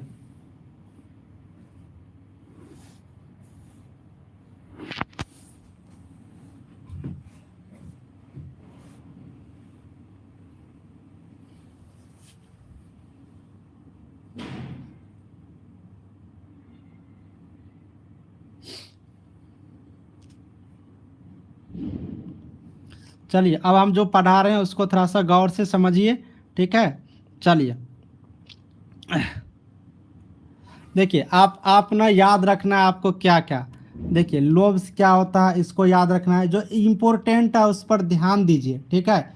लोब्स क्या होता है, लोब्स किस चीज़ का बना होता है, लोब्स किस चीज़ का बना होता है इसको ध्यान दीजिए। एल्वियोली क्या होता है, एल्वियोली क्या होता है इसको ध्यान दीजिए, ठीक है। डक्ट क्या होता है इसको ध्यान दीजिए। ये सब पॉइंट आपको पूछा जाएगा, ये सब पॉइंट आपको यहाँ से पूछा जाएगा। लैक्टिफेरियस साइनस क्या होता है, एरियोला क्या होता है, ये सब पॉइंट आपसे पूछा जाएगा, ठीक है। ये चीज़ अब आप लोग यहाँ से याद रखेंगे। चलिए, अब देखिए मिल्क का निर्माण कैसे होता है, प्रोडक्शन ऑफ मिल्क पढ़िए। देखिए, जो दूध माँ के स्तन में जो दूध बनता है ना, ये जो स्तन हो गया, अब इस स्तन में जो दूध बनता है ना, ये दूध का निर्माण स्वतः नहीं होता है। जो दूध होता है, ये दूध का निर्माण अपने आप नहीं होता है माँ में, ठीक है। तो अब कैसे ये दूध का निर्माण होता है भाई, थोड़ा सा इसको समझो, पूरा आसान सा है। देखिए, दूध का निर्माण स्वतः नहीं होता है, बल्कि दूध का निर्माण जो है ना, शिशु द्वारा, किसके द्वारा, शिशु द्वारा स्तन चूसने की प्रतिक्रिया में उसकी आवश्यकता एवं मांग के अनुसार से होता है। यानी कि जो मिल्क होते हैं, थोड़ा सा समझो, मैं बता दे रहा हूँ यहाँ पर, ठीक है। ये स्तन हो गया, ठीक है, ये स्तन हो गया। अब स्तन में दूध का निर्माण जो होता है, ये जो इसमें जो मिल्क रहते हैं, इस मिल्क का निर्माण नहीं अपने आप भरा हुआ नहीं रहता, ऐसा नहीं होता। होता क्या है, होता क्या है कि जब बच्चा दूध पीते हैं, ठीक है, जब बच्चा दूध पीते हैं, जब बच्चा यहाँ पर दूध पीते हैं, तब जाकर के मिल्क का क्या होता है, निर्माण होता है। तो याद रखेंगे, दूध बनने के लिए किस चीज़ का, तो शिशु का चूसने की प्रक्रिया होनी चाहिए। यानी कि शिशु जब तक स्तन को चूसेंगे नहीं, दूध वो पिएंगे नहीं, तब तक जाकर के यहाँ पर दूध का निर्माण नहीं होगा। अपने आप वहाँ पर बन के रखा नहीं रहता है। इसमें क्या इम्पोर्टेंट है कि शिशु स्तन की जो दूध पीने की प्रक्रिया होता है, चूसने की प्रक्रिया होता है, और उनके जो मांग के अनुसार जितना बच्चे दूध को अपने तरफ खींचेंगे, जितना दूध को अपने तरफ खींचेंगे उतना दूध उनको मिलेंगे, ठीक है। अब आपको मैं एक प्रक्रिया यहाँ पर बता देता हूँ, आपको आर्टिफिशियल समझा देता हूँ। ये बोतल है, ठीक है, ये बोतल है। अब ये बोतल है, यहाँ पर आप थोड़ा सा समझना। अब ये बोतल है, अब इस बोतल में दूध भरा हुआ है। मान लो इस बोतल में क्या है कि दूध भरा हुआ है, ठीक है। तो जब तक बच्चा दूध यहाँ पर पिएगा नहीं, जब तक बच्चा दूध पिएगा नहीं, तब तक इसमें से दूध निकलेगा, कभी नहीं निकलेगा। जैसे जैसे दूध को अपने तरफ खींचेगा, वैसे वैसे क्या होगा, उनको दूध मिलता जाएगा। सेम यही चीज़ होता है, सेम यही चीज़ होता है। जब माँ के यहाँ पर ब्रेस्ट में जो दूध होता है, वो दूध बनता कब है, जब शिशु स्तन को चूसते हैं। जैसे जैसे यहाँ पर बच्चा दूध यहाँ पर जैसे जैसे बच्चा दूध आप यहाँ पर पीना शुरू करते हैं, वैसे वैसे इनमें क्या होता है, दूध बनने की प्रक्रिया शुरू हो जाते हैं, ठीक है। इतना बात सबको समझ गई। अब यहाँ पर आप लोग समझो, देखो यहाँ पर अब आप लोग और भी समझो। देखिए, शिशु स्तन को चूसता है, जब शिशु स्तन को ब्रेस्ट को जब पीते हैं, चूसते हैं, तो स्तनाग्र में, स्तनाग्र मतलब क्या, स्तनाग्र कहने का मतलब आपको यहाँ पर क्या हो गया, निप्पल, ठीक है। स्तनाग्र मतलब क्या हो गया, निप्पल। आप लोग यहाँ पर निप्पल, जब निप्पल को बच्चा चूसते हैं, स्तन को जब चूसते हैं, तो निप्पल में क्या होते हैं, जो यहाँ पर निप्पल आपने यहाँ पर देख लिया, ठीक है। इस फिगर में निप्पल जो आपने यहाँ पर देखा, तो इस निप्पल में संवेदी तंत्रिका छोर से, सेंसरी नर्वस एंडिंग से, ठीक है, सेंसरी नर्वस एंडिंग से क्या होता है, उद्दीपित होता है। यानी कि यहाँ से ये थोड़ा सा समझो, मैं आपको एक बढ़िया सा फिगर बनाता हूँ, ठीक है, एक बढ़िया सा फिगर बनाता हूँ, ठीक है। इस बात को थोड़ा सा आप यहाँ पर समझो, ठीक है। यहाँ पर थोड़ा सा चलो फिगर बना देते हैं अपने से, देखते हैं बनता कि नहीं, बताना तुम लोग अच्छा बना कि नहीं। फिगर वैसे तो हम बनाते नहीं हैं, फिर भी फिगर आज बना रहे हैं, ठीक है। कैसे बनाएंगे फिगर।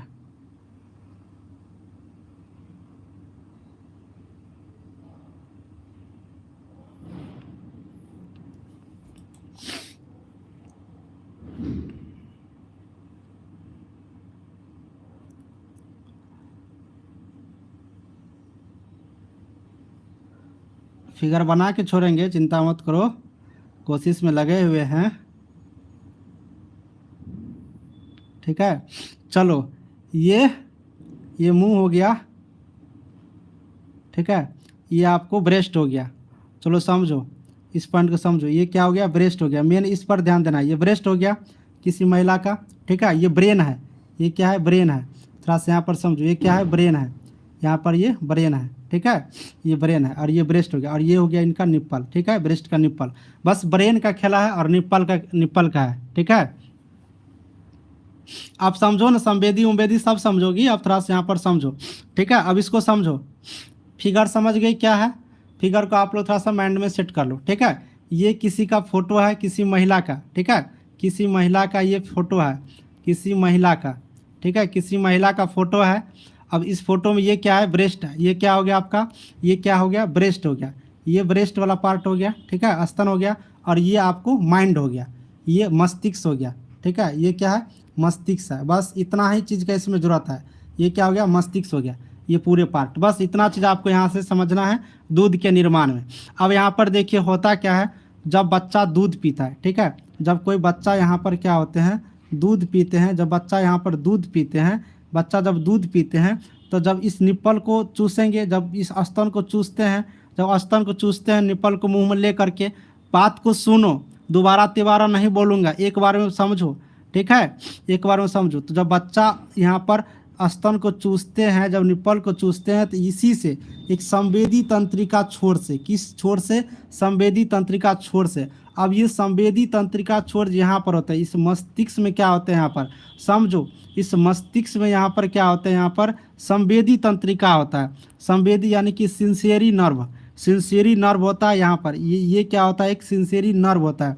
क्या होता है, सिंसेरी नर्व होता है। इसी के अंतिम छोर से, इंडिंग छोर से, अंतिम छोर से उद्दीपित होता है, यानी कि यहाँ पर उद्दीपित होता है। और इन तंत्रिका छोर से संवेदी आवेग तंत्रिका तंत्र से होते हुए मस्तिष्क के आधार पर स्थित हाइपोथैलेमस को पहुंचा देता है। इसी को क्या कहता है, यहाँ पर जो हाइपोथैलेमस होता है, ये हाइपोथैलेमस के पहुंचा देता है। ठीक है, इसके बाद क्या होता है, इसके बाद क्या होता है, इसके बाद क्या होता है कि यहाँ पर प्रोलैक्टिन, एक होता है प्रोलैक्टिन, ये ब्लड में मिल जाता है, ये ब्लड में मिल जाता है और दूध का निर्माण करते रहता है, और दूध का निर्माण यहाँ पर करते रहता है। तो ये चीज़ हम लोग यहाँ से याद रखेंगे। ठीक है, प्रोलैक्टिन नामक हार्मोन क्या होता है, स्रावित होता है और रक्त में मिल करके स्तन में पहुँच जाता है। ये रक्त में मिल करके स्तन में पहुँच जाता है और दूध का निर्माण करते हैं। ठीक है, इतना बात समझी, इतना बात समझी। दूध का निर्माण कैसे होता है, दूध का निर्माण कैसे होता है, जो ब्रेन होता है ना, इस ब्रेन में। ठीक है, इस ब्रेन में, यहाँ पर ब्रेन में जब बच्चे दूध पीते हैं यहाँ पर, है ना,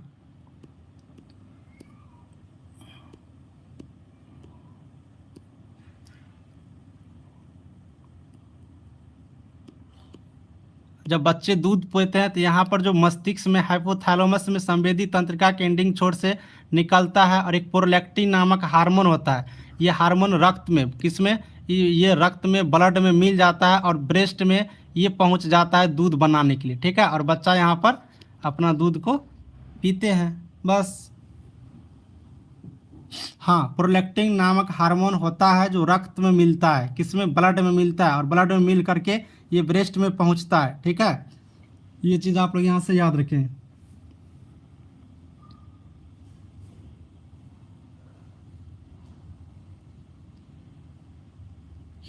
बस,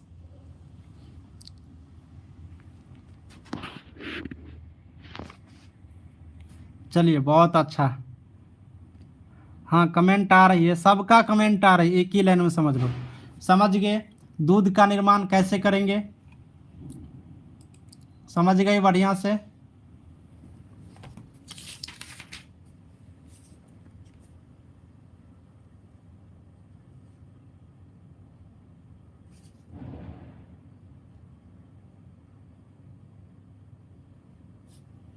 चलो बहुत सुंदर। अब यहाँ पर ये दूध का निर्माण समझ गए, ठीक है। हाँ, बोल तो रहा हूँ, इसका पीयूष ग्रंथि से होता है, इसका जो आधार होता है ना, ये पीयूष ग्रंथि से होता है। बिल्कुल सही है। जो संवेदी आवेग की जो प्रतिक्रिया होता है ना, हाइपोथैलेमस से जुड़ी रहती है और ये पीयूष ग्रंथि से उद्दीपित करता है, यानी कि पीयूष ग्रंथि से होता है, ठीक है। इसके आगे वाला भाग, इंटीरियर जो भाग होता है पीयूष ग्रंथि का, इसी से प्रोलैक्टिन प्रोलैक्टिन नामक हार्मोन क्या होता है, स्रावित होता है और ये रक्त में जाकर के घुल करके स्तन में पहुंचता है, रक्त में मिल जाता है और स्तन में पहुंचता है और स्तन में दूध स्रावी कोशिकाओं का निर्माण करता है, दूध का निर्माण करता है, ठीक है, दूध का निर्माण करता है। बस, तो यहाँ पर याद रखेंगे, क्या याद रखेंगे, दूध का निर्माण प्रोलैक्टिन नामक हार्मोन करता है। कहाँ से, प्रोलैक्टिन नामक हार्मोन करते हैं, ठीक है। ये चीज़ हम लोग यहाँ से याद रखेंगे।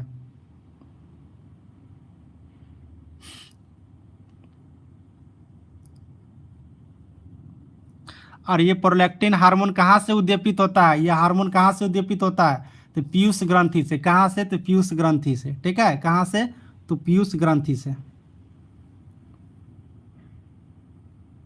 चलिए बहुत बढ़िया, इतना बात सबको समझ गई, ठीक है।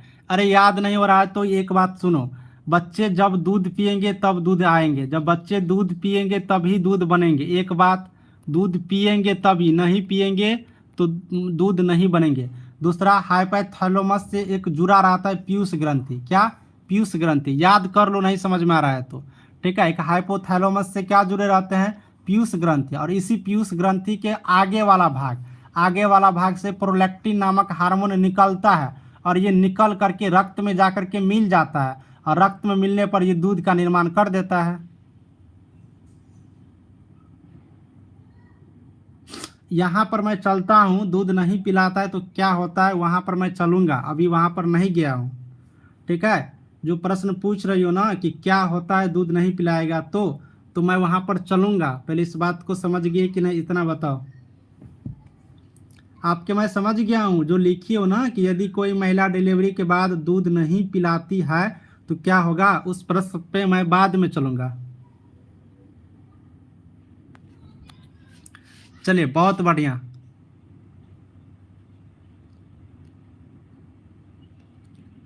थनाली कहाँ पढ़े हैं आप लोग, पीयूष ग्रंथि पढ़े, हाइपोथैलेमस पढ़े क्लास चलो बहुत बढ़िया, इतना तक सबको समझ में आ गया तो बताओ, सबको समझ में आ गया। आगे बढ़ूंगा, अभी क्लास होगा, अभी जाओ मत कोई, मेरा तबीयत खराब है फिर भी हम आपका क्लास लेंगे। हाँ, जितना पिएगा उतना प्रोडक्ट होगा, ठीक है, प्रोडक्शन होगा, दूध बनेंगे। इसमें हाइपोथैलेमस ग्रंथि से एक पीयूष ग्रंथि जुड़ी रहती है, इसके आगे वाला भाग से प्रोलैक्टिन निकलता है और प्रोलैक्टिन रक्त में मिलता है, रक्त में मिल के दूध का निर्माण होता है, ठीक है। बस इतना बात, बस इतना बात, ठीक है, बस इतना बात। क्या क्या बात, क्या क्या बात, देखो हाइपोथैलेमस, हाइपोथैलेमस है ना, हाइपोथैलेमस, हाइपोथैलेमस, हाइपोथैलेमस से जुड़ा रहता है पीयूष ग्रंथि, क्या, तो पीयूष ग्रंथि।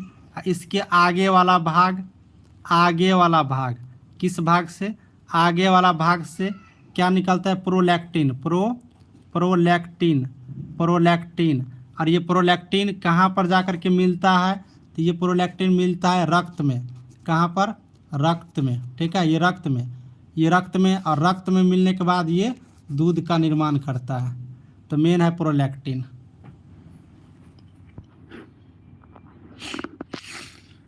चलिए चलिए बहुत सुंदर, दूध का निर्माण अब आप लोग यहाँ से समझ गए।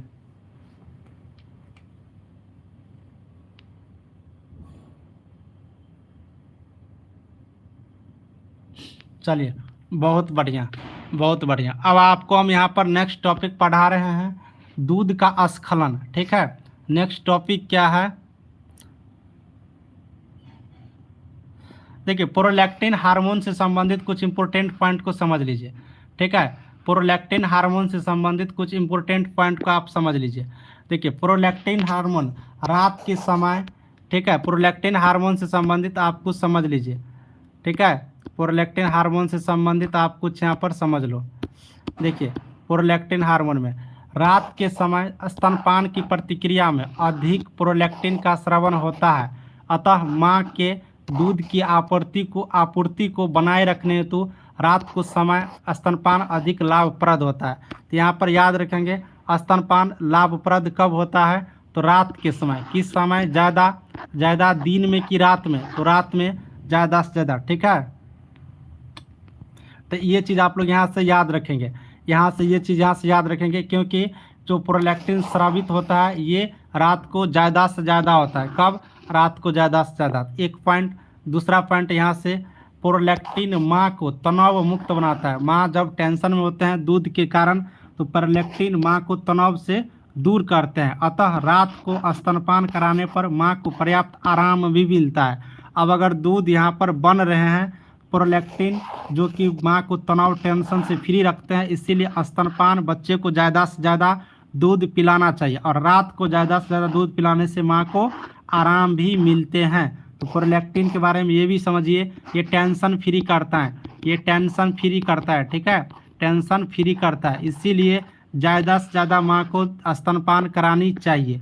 ठीक है, एक बात और, प्रोलैक्टिन अंडा निर्माण की प्रक्रिया ओव्यूलेशन का दमन करता है, अतः स्तनपान नए गर्भधारण को विलंबित करता है। यानी कि स्तनपान जो है, नया अगर गर्भधारण है, नया अगर वो प्रेग्नेंट हुआ है, ओव्यूलेशन को ये मतलब दिक्कत पहुंचाती है, इसीलिए स्तनपान जो है ये विलंबित भी कर सकते हैं। तो ये भी पॉइंट याद रखेंगे।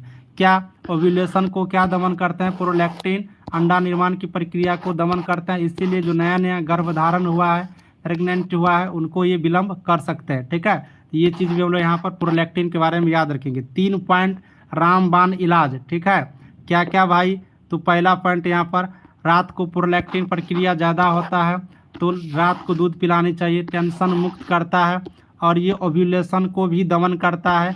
अंडा निर्माण की जो प्रक्रिया होता है महिलाओं में, ये प्रोलैक्टिन। ये 3 पॉइंट आप यहाँ पर क्या करेंगे?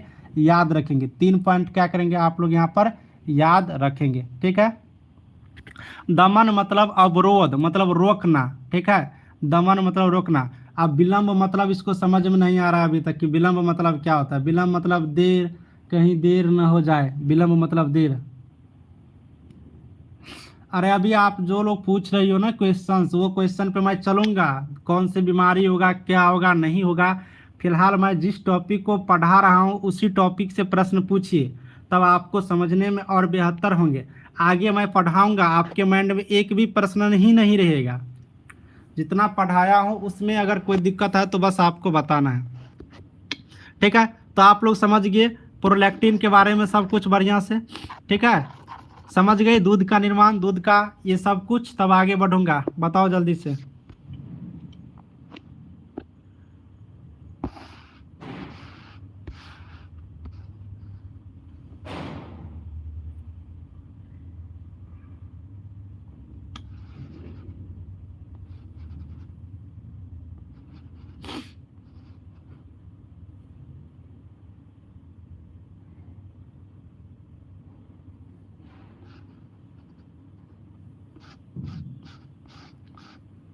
चलो, बहुत सुंदर। अब आप लोग यहाँ पर देखिए, इंजेक्ट। ठीक है, दूध का स्खलन, यानी कि दूध बाहर कैसे निकलता है, दूध यहाँ पर बाहर कैसे निकलेगा। ठीक है, अब ये समझिए, दूध तो बन गया भाई। ठीक है, दूध का निर्माण कैसे होगा? दूध का निर्माण ये तो आपने समझ गया। ठीक है, अब दूध का इंजेक्ट कैसे होगा, यानी कि दूध निकलेगा कैसे, दूध मुंह तक, मुंह में, बच्चे के मुंह में कैसे जाएंगे, इसके बारे में थोड़ा सा समझ लीजिए। ठीक है, इसके बारे में थोड़ा सा यहाँ पर समझ लीजिए। अब यहाँ पर आप लोग समझना, अब आप लोग यहाँ पर समझना, अब आप लोग यहाँ पर समझना। ठीक है,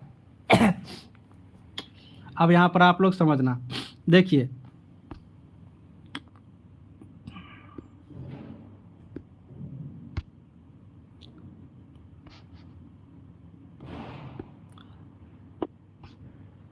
चलिए अब देखिए, दूध मुंह तक कैसे पहुंचता है इसके बारे में थोड़ा समझो। देखिए, ये माइंड हो गया ना, ये मस्तिष्क हो गया। ठीक है, ये मस्तिष्क हो गया। अब ये निपल्स हो गया। ठीक है, ये निपल्स हो गया। अब यहाँ पर थोड़ा सा समझो भाई, इस पॉइंट को समझो, ठीक है। ये सॉरी, ये ब्रेस्ट हो गया, ये निपल्स हो गया। अब देखिए यहाँ पर आप जो संवेदी तंत्रिकाएं देखें, नर्व, यहाँ पर जो सेंसरी नर्व्स जो आपने यहाँ पर देखा, ठीक है। अब यहाँ पर जो सेंसरी नर्व जो देखे आप लोग यहाँ पर, ठीक है, जो संवेदी तंत्रिका जिसे आप लोग कहते हैं, इसको थोड़ा सा समझो। संवेदी तंत्रिका, संवेदी तंत्रिका कह रहे हो या फिर इसको सेंसरी नर्व कह रही हो, ठीक है। ये दोनों बात एक ही है, सेंसरी इम्पल्स को हो या फिर नर्व को हो, ठीक है। अब यहाँ से क्या होता है, आपने यहाँ पर क्या देखा, आपने यहाँ पर क्या देखा, जो इसका जो संवेदी तंत्रिका होता है, ठीक है ना, जो संवेदी तंत्रिका होता है, जो हाइपोथैलेमस से जुड़ी रहती है। मैं आपको बता देता हूँ इस तरह से, ये जो हाइपोथैलेमस से, किससे, तो हाइपोथैलेमस से, ठीक है, जो हाइपोथैलेमस से, हाइपोथैलेमस, हाइपोथैलेमस, ये हाइपोथैलेमस से पीयूष ग्रंथि, कौन सी ग्रंथि, पीयूष ग्रंथि, समझो थोड़ा सा समझ जाओगे, पीयूष ग्रंथि, ये हाइपोथैलेमस से पीयूष ग्रंथि, ये पीयूष ग्रंथि की यहाँ पर समझो, एक होता है आगे वाला भाग, क्या होता है, आगे वाला, एक आगे वाला भाग होता है, ठीक है, एक आगे वाला, एक होता है पीछे वाला, एक क्या होता है, पीछे वाला। बस कहानी पीछे वाला, बस कहानी यहीं पर आपकी पूरी होगा, ठीक है। थोड़ा सा गौर से समझो। अब यहाँ पर समझो, जो आगे वाला भाग होता है, ये पीयूष ग्रंथि का आगे वाला भाग, इससे क्या होता है, प्रोलैक्टिन, क्या होता है, प्रोलैक्टिन हार्मोन निकलते हैं। कौन सा हार्मोन, प्रोलैक्टिन। यहाँ पर आप लोग थोड़ा सा समझना इस पॉइंट को, दो बात एक बार में मैं समझा रहा हूँ, ठीक है। प्रोलैक्टिन हार्मोन निकलता है, प्रोलैक्टिन हार्मोन निकलता है, ये हार्मोन रक्त में मिलता है, किस में मिलता है, रक्त में, ठीक है। ये हार्मोन किस में मिलता है, रक्त में, तब जा कर के दूध का निर्माण होता है। तो ये तो दूध वाला हो गया, इतना बात आपने समझ गए, ठीक है। लेकिन यहाँ पर ये बात समझना थोड़ा सा, जो पीछे वाला भाग होता है ना, इससे क्या होता है, ऑक्सीटोसिन, ठीक है, ऑक्सीटोसिन नामक हार्मोन निकलता है।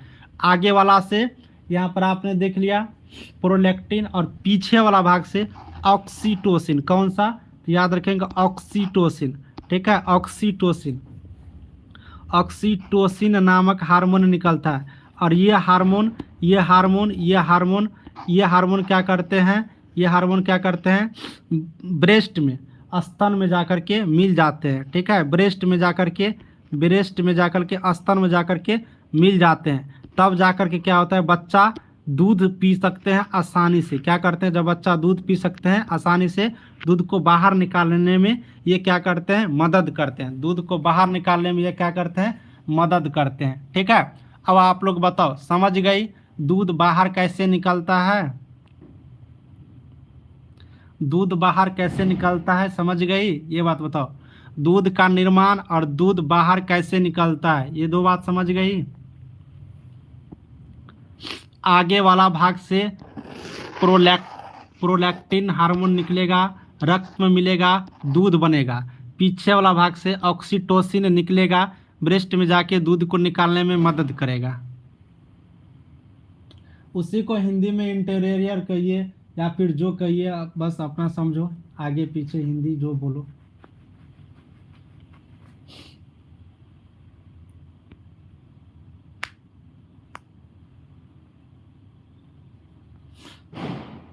अरे पीछे वाला से ऑक्सीटोसिन निकल के रक्त में मिल करके दूध निकालने में मदद करता है, आगे वाला भाग से हार्मोन निकल के रक्त में मिल के दूध का निर्माण करता है। क्या बताएंगे फिर से, आगे से प्रोलैक्टिन निकले के रक्त में मिलेगा, दूध बनेगा, पीछे से ऑक्सीटोसिन निकलेगा, रक्त में मिलेगा, ब्रेस्ट में जाएगा, दूध निकलेगा। एक में दूध बन रहा है, एक दूध निकाल रहा है। बस एगो कह रहा है कि सर अब क्लास को बंद कर दीजिए, हम तो कह रहे हैं कि क्लास को पूरे चलने दीजिए।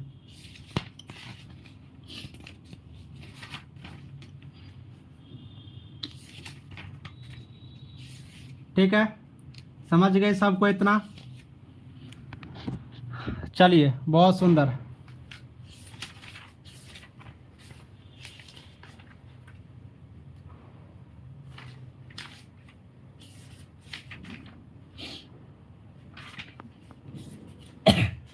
चलिए ठीक है, क्लास को चलने दें कि नहीं, चलो बहुत बढ़िया, क्लास को और आगे कराएं। अब आप लोग बताओ, और पढ़ोगी या नहीं? पढ़ना है या नहीं, सो बताओ, पढ़ना है या नहीं? हाँ या ना में आंसर करो फास्ट में। जिसका संख्या ज़्यादा होगा उसी का जीत होगा।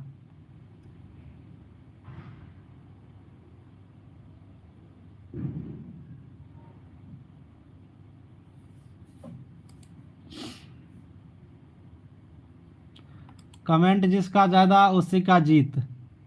चलो बहुत बढ़िया सब लोग। तबीयत तो मेरा ठीक नहीं है, ये बात तो सही है, लेकिन हम पढ़ा देंगे। थोड़ा भी मेरा तबीयत ठीक रहेगा ना तो हम पढ़ा देंगे। चलो हम आपको 2 मिनट का रेस्ट दे देते हैं, ठीक है? 2 मिनट का रेस्ट दे देते हैं। 2 मिनट आप लोग आराम कर लो, 2 मिनट का आराम कर लो, ठीक है? अब फिर हम क्लास को कंटिन्यू करेंगे, लेकिन पढ़ाएंगे। पढ़ाएंगे, ज़्यादा लोग हाँ बोल रहे हैं तो हाँ वाले को हम बताएंगे, ठीक है? पढ़ाएंगे। चलो 2 मिनट आप लोग रेस्ट कर लो, हम भी पानी वानी पी लेते हैं, फिर क्लास को आगे करेंगे।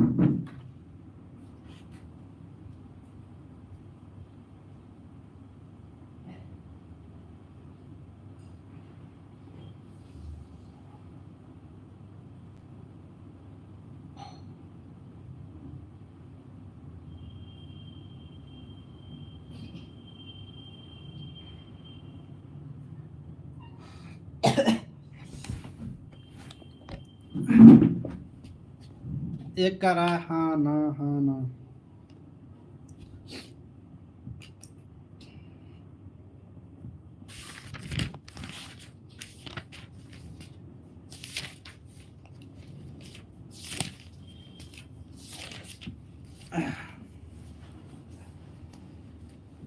हाँ, जिसको जाना है जाने दीजिए।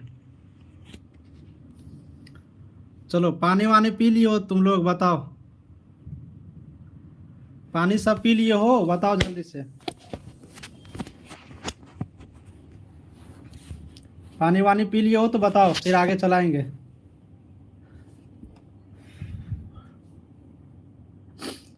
छुट्टी कर ये कह रहा है कि सर तबीयत मेरा खराब है, छुट्टी तुम लोग को करना है।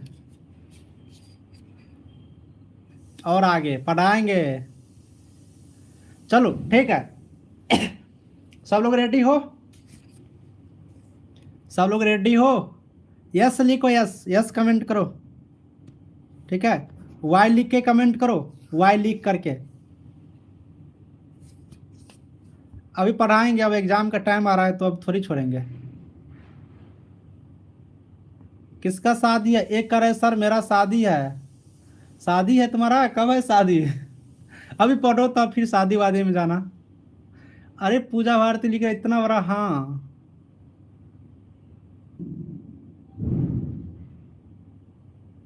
ऑब्जेक्टिव तो एकदम भर भर के ऑब्जेक्टिव बनेगा। अब नेक्स्ट क्लास में 40 क्वेश्चन ऑब्जेक्टिव कराएंगे। एक नहीं जाने देंगे, आज मजा आ रहा है तुम लोग का ना ना सुन करके, नो नो। चलिए चलिए छोड़िए, ठीक है? जल्दी जल्दी हम पढ़ा करके ये चैप्टर समाप्त करेंगे। चलो बंद करो बातचीत, ठीक है? पढ़ो, जल्दी पढ़ लो, छुट्टी दे देंगे, ठीक है? अब यहाँ पे पढ़ो, थोड़ा सा जल्दी पढ़ लो। 2-3 टॉपिक पढ़ना है, छुट्टी मिल जाएगा। 3 टॉपिक पढ़ लो, छुट्टी मिल जाएगा, ठीक है? चलिए 3 को टॉपिक पढ़िए। अब क्या है, हाँ यहाँ पर हम लोग पढ़ेंगे स्तनपान, ब्रेस्ट फीडिंग के बारे में, ठीक है? अब ब्रेस्ट फीडिंग में क्या होता है ना, थोड़ा सा समझो ना भाई इसको। चलो चलो थोड़ा सा समझो। माँ के दूध में उपस्थित सुरक्षा कारक एवं कार्य। अब देखिए, माँ के जो दूध होते हैं, माँ में जो दूध बनते हैं, इस दूध में कौन कौन से सुरक्षा कारक होते हैं, ठीक है? इस दूध में कौन कौन से सुरक्षा कारक होते हैं, इसके बारे में थोड़ा सा आप लोग पढ़ो, ठीक है? इस बात को थोड़ा सा आप लोग पढ़ो यहाँ पर।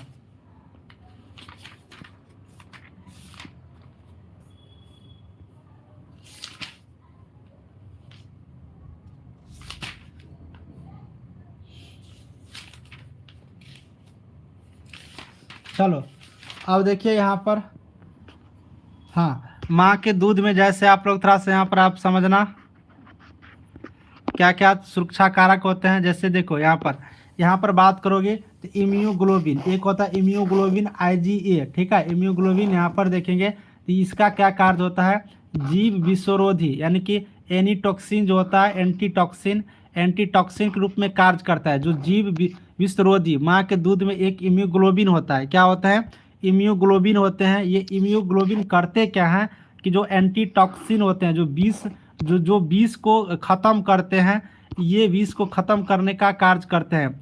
बैक्टीरिया का बैक्टीरिया का योजन यानी कि एग्यूलेनेशन करता है, ठीक है, जीवाणुओं को भी। और जीवाणु की जो श्लेष्मा से बंधन होता है, संलग्नता को रोकता है। यानी कि ये क्या करते हैं, जितने भी यहाँ पर जीव विषरोधी होता है, एंटीटॉक्सिन होता है, बैक्टीरिया होता है, सभी को ये खत्म करने का काम करता है। क्या, इम्यूग्लोबिन IgA ये दूध में पाए जाते हैं। कहाँ पर, दूध में, माँ के दूध में।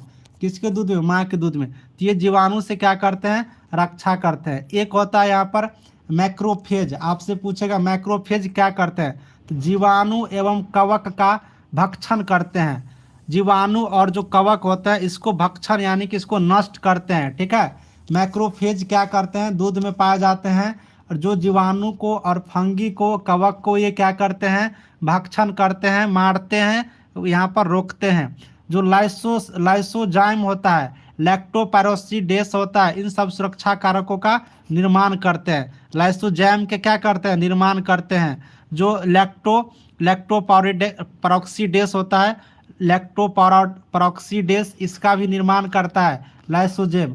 अब यहाँ पर इन दोनों का जो निर्माण करेगा भाई, इसका क्या काम होगा, तो लाइसोजाइम का काम होता है जीवाणुओं की कोशिका झिल्ली को गलाकर उन्हें नष्ट कर देना। अब जो जीवाणु बनेगा जिससे बीमारी होता है इन जीवाणु से, अब इन जीवाणु का जो कोशिका झिल्ली होगा उसको क्या करते हैं, गला देते हैं लाइसोजाइम, ठीक है। और लैक्टोपैरोक्सीडेस के नाम जो भी सुने, ये लैक्टोपैरोक्सीडेस क्या करता है, हाइड्रोजन पैरोक्साइड के साथ मिल करके, किसके साथ, H2O2 हाइड्रोजन पैरोक्साइड के साथ मिल करके जीवाणु को क्या करते हैं, नष्ट कर देते हैं। जीवाणु को क्या करते हैं, नष्ट कर देते हैं। तो ये चीज़ यहाँ पर हम लोग को याद रखेंगे। तो आपको मैंने दो चीज़ बताया, क्या बताया, पहला नंबर बताया इम्यूग्लोबिन ये क्या करते हैं, जितने भी विष वाला होता है उन सब विष वाले चीज़ को मारते हैं, रोकता है, जीवाणु को ये नष्ट करने का कार्य करता है। एक होता है मैक्रोफेज, ये मैक्रोफेज क्या होता है, जीवाणु और कवक को भक्षण करता है, रोकता है। दूसरी चीज लाइसोजाइम और लैक्टोपैराडॉक्सिन का ये लैक्टोपैरोक्सीडेस का निर्माण करता है। अब ये लाइसोजाइम क्या किया, जीवाणु को जो कोशिका झिल्ली होता है उसको ये नष्ट कर देता है। और ये दूसरा वाला क्या था, लैक्टोपैरोक्सीडेस, ये हाइड्रोजन पेरोक्साइड का ये साथ मिल करके जीवाणु को नष्ट करता है। कुल मिलाकर के ये लोग जीवाणु को नष्ट करते हैं। एक होता है लैक्टोफेरिन, ये लैक्टोफेरिन क्या करता है, जीवाणु को वृद्धि नहीं होने देता है। ये कहता है कि रुक जाओ, जब तक मैं हूँ तब तक आप लोग को आने की जरूरत नहीं है। तो लैक्टोफेरिन क्या करता है, लैक्टोफेरिन जीवाणु के वृद्धि को कम करता है। एक होता है इंटरफेरॉन क्या करता है, वायरस की वृद्धि को रोकता है। देखिए कितना सुंदर प्रश्न बनेगा, कहेगा जीवाणु को वृद्धि को रोकता है कौन भाई साहब, तो लैक्टोफेरन। पूछेगा वायरस की संख्या को रोकता है कौन भाई साहब, तो इंटरफेरन। याद रखेंगे, ठीक है। एक पूछेगा आपसे कि लाइसोजाइम का निर्माण कौन करता है दूध में, लाइसोजाइम का निर्माण कौन करता है, लैक्टोपैरोक्सीडेस का निर्माण कौन करता है, इन दोनों का निर्माण करने वाला भाई साहब यहाँ पर बैठे हुए हैं, मैक्रोफेज। तो इस तरह से आप याद रखेंगे तभी आपके परीक्षा में प्रश्न यहाँ पर बनेंगे, ठीक है। अब यहाँ पर एक और याद रखेंगे, एंटीस्टेफाइलोकोल, ठीक है, एंटीस्टेफाइलोकोकल फैक्टर, ये क्या करता है, स्टेफाइलोकोकस ऑरियस नामक एक जीवाणु होता है, इसको रोकता है। कहता है तुम भी मत बढ़ो, जब तक एंटी फैक्टर रहेंगे तब तक स्टेफाइलोकोकस नामक जो एक जीवाणु होगा इसको ये रोक करके रखेंगे। एक होता है बाइफिड्स फैक्टर। अब बाइफिड्स फैक्टर क्या करता है, एल बाइफिड्स नामक जीवाणु के वृद्धि को ये बढ़ने से रोकता है, ठीक है, वृद्धि को बढ़ाता है। और ये जीवाणु लैक्टिक अम्ल उत्पादित कर इक्वाइल नामक जीवाणु को वृद्धि को रोकता है। देखिए कितना सुंदर प्रश्न बनेगा यहाँ से। क्या कह रहा है कि बाइफिड्स फैक्टर ये क्या करेंगे, एल बाइफिड्स नामक जीवाणु को वृद्धि करेगा और ये लैक्टिक अम्ल का उत्पादन करेगा और लैक्टिक अम्ल उत्पादन करके इक्वाइल नामक जीवाणु को बढ़ने से रोकेगा। तो इन सब चीज़ों का ये सारे कार्य है। इसके बारे में समझ गए, बताओ जल्दी से। इसके बारे में अब आप लोग समझ गए सब कोई, सब जीवाणु के बारे में समझ गई कौन क्या करेगा? हाँ या ना में कमेंट दो। जो पॉइंट नहीं समझो वो पॉइंट मुझे बताओगी तो मैं आगे बताऊंगा।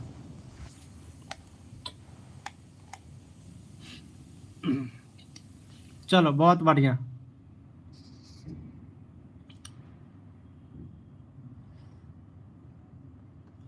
अब यहाँ पर अगला पॉइंट समझो, ठीक है, अगला पॉइंट समझो, स्तनपान के महत्व या लाभ, ठीक है, स्तनपान के महत्व और लाभ समझो। क्या होता है स्तनपान का महत्व और लाभ?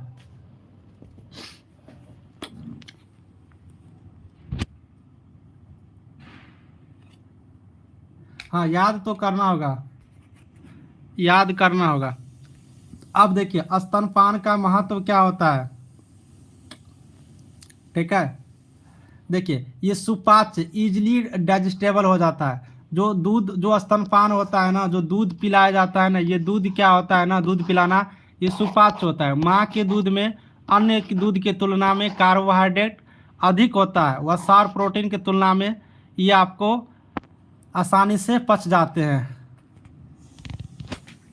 ठीक है।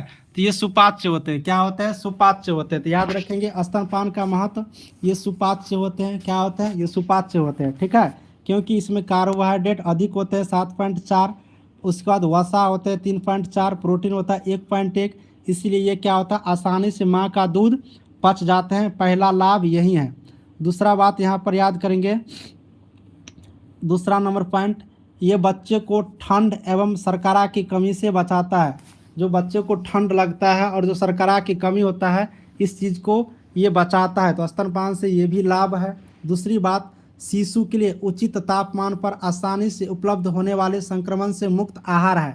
तो उसके बाद तीसरा पॉइंट क्या है, शिशु के लिए बहुत बड़ा आहार है, बहुत बड़ा आहार। ये क्या करते हैं, संक्रमण बीमारी जो होते हैं, ठीक है,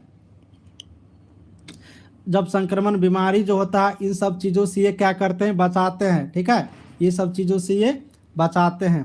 इसके बाद देखिए, यह शिशु को मनोसामाजिक साइकोलॉजिकल विकास में मदद करता है और शिशु में भविष्य में होने वाली कोई भी समस्याओं की जो संभावना होता है, इसको ये क्या करते हैं, कम करते हैं। तो स्तनपान से ये भी समस्या है, साइकोलॉजिकल विकास करता है बच्चों का, और फ्यूचर में जो व्यवहारिक समस्या होता है, बिहेवियरल प्रॉब्लम्स जो होता है, इसको ये कम करता है। ये भी चीज़ इनका फ़ायदा है। अगला पॉइंट क्या है, शिशु में जो कब्ज होते हैं, जैसे कि एलर्जी जैसे अस्थमा, एटोपिक एक्जिमा, पाचन तंत्र संक्रमण, स्कर्वी, रिकेटस, इन सभी रोगों से बचाता है। तो स्तनपान कराना बहुत ही ज़रूरी है, दूध पिलाना बहुत ही ज़रूरी है, ठीक है। ये चीज़ होता है स्तनपान का लाभ, ये चीज़ होता है आपको स्तनपान का लाभ, ठीक है। इतना ये चीज़ हो गया आपको स्तनपान का लाभ।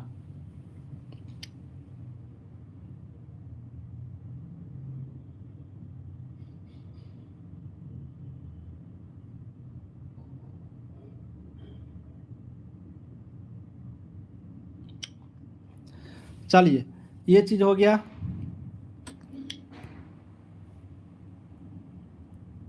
चलिए ठीक है, आप लोग बहुत कमेंट करें कि सर क्लास को रहने दीजिए, ठीक है, क्लास को हम आपको यहीं पर समाप्त कर देते हैं। अब आप लोग ऐसे मत करिएगा, कल से सब लोग कमेंट करें कि सर क्लास को बंद कर दीजिए।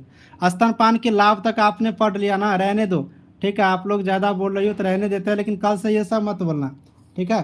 तो स्तनपान का लाभ हो गया, स्तनपान का लाभ, ठीक है, यहीं तक क्लास को रहने देते हैं, ठीक है। स्तनपान का लाभ क्या क्या, कि तो सुपाच्य, क्या क्या पढ़ा है, सुपाच्य यानी कि आसानी से पच जाता है, दूसरा क्या बचा है, ठंडा से, ठंडा से और शर्करा की कमी को ये बचाता है, कमी से बचाता है, शर्करा, शर्करा की कमी से बचाता है।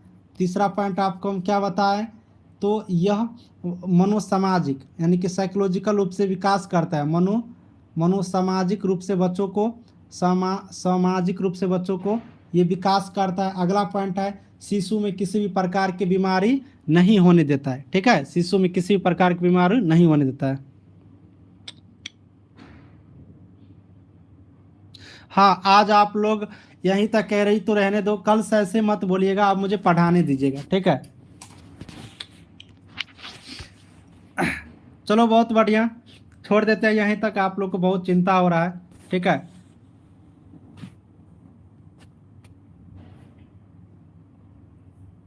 कल भी आपको ये चैप्टर ही पढ़ाएंगे, अभी आपको जो छूटा हुआ है उसी को हम कंप्लीट करेंगे। कल भी आपका यही चलेगा। ठीक है, कल भी आपका यही चलेगा।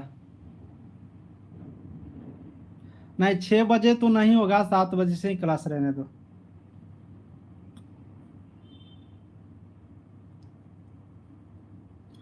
ठीक है, कल से 9 बजे से पहले कोई मत मत हिलना, 9 बजे तक।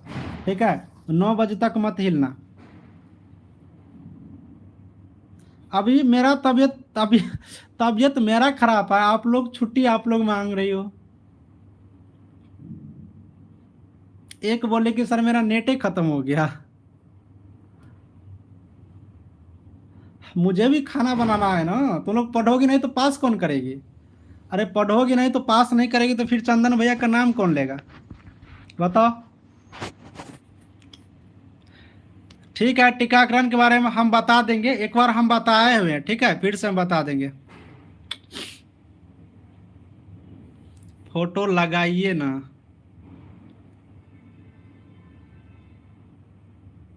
हाँ, एकदम तैयारी में रहना कल, बिल्कुल।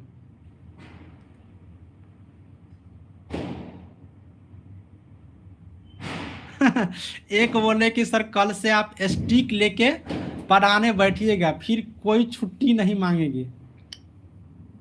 एक बार की बात है, हम आप लोग को बताते हैं। ठीक है, एक बार की, हाँ, एक बार की बात है, हम आप लोग को बताते हैं। हम सीतामढ़ी में पढ़ा रहे थे। ठीक है, सीतामढ़ी में हम पढ़ा रहे थे बायोलॉजी।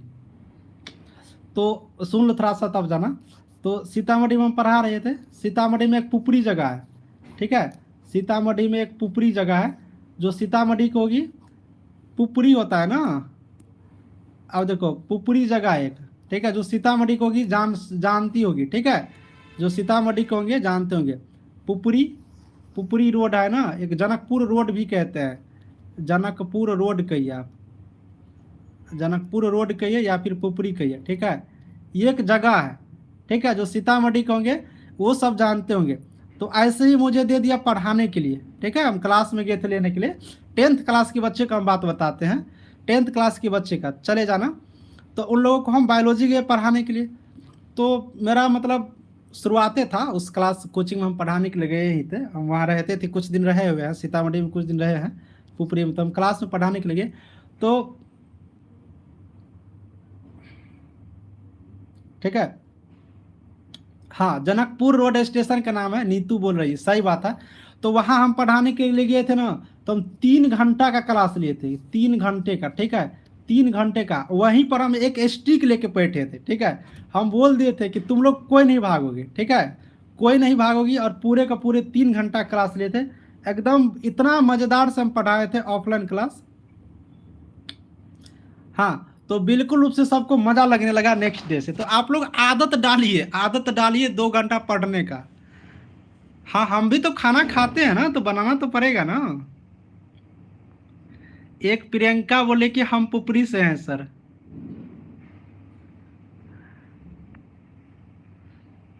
देखो अभी मेरा छुट्टी है। ठीक है, अभी मेरा छुट्टी है ऑफिस में, तो आप लोग थोड़ा सा पढ़ लो। जब ऑफिस चालू हो जाता है तो कम पढ़ाते हैं, 1.5 घंटा तक चलता है। चलिए, सभी को थैंक यू, गुड नाइट। अब हम लोग कल मिलेंगे। ठीक है, थैंक यू।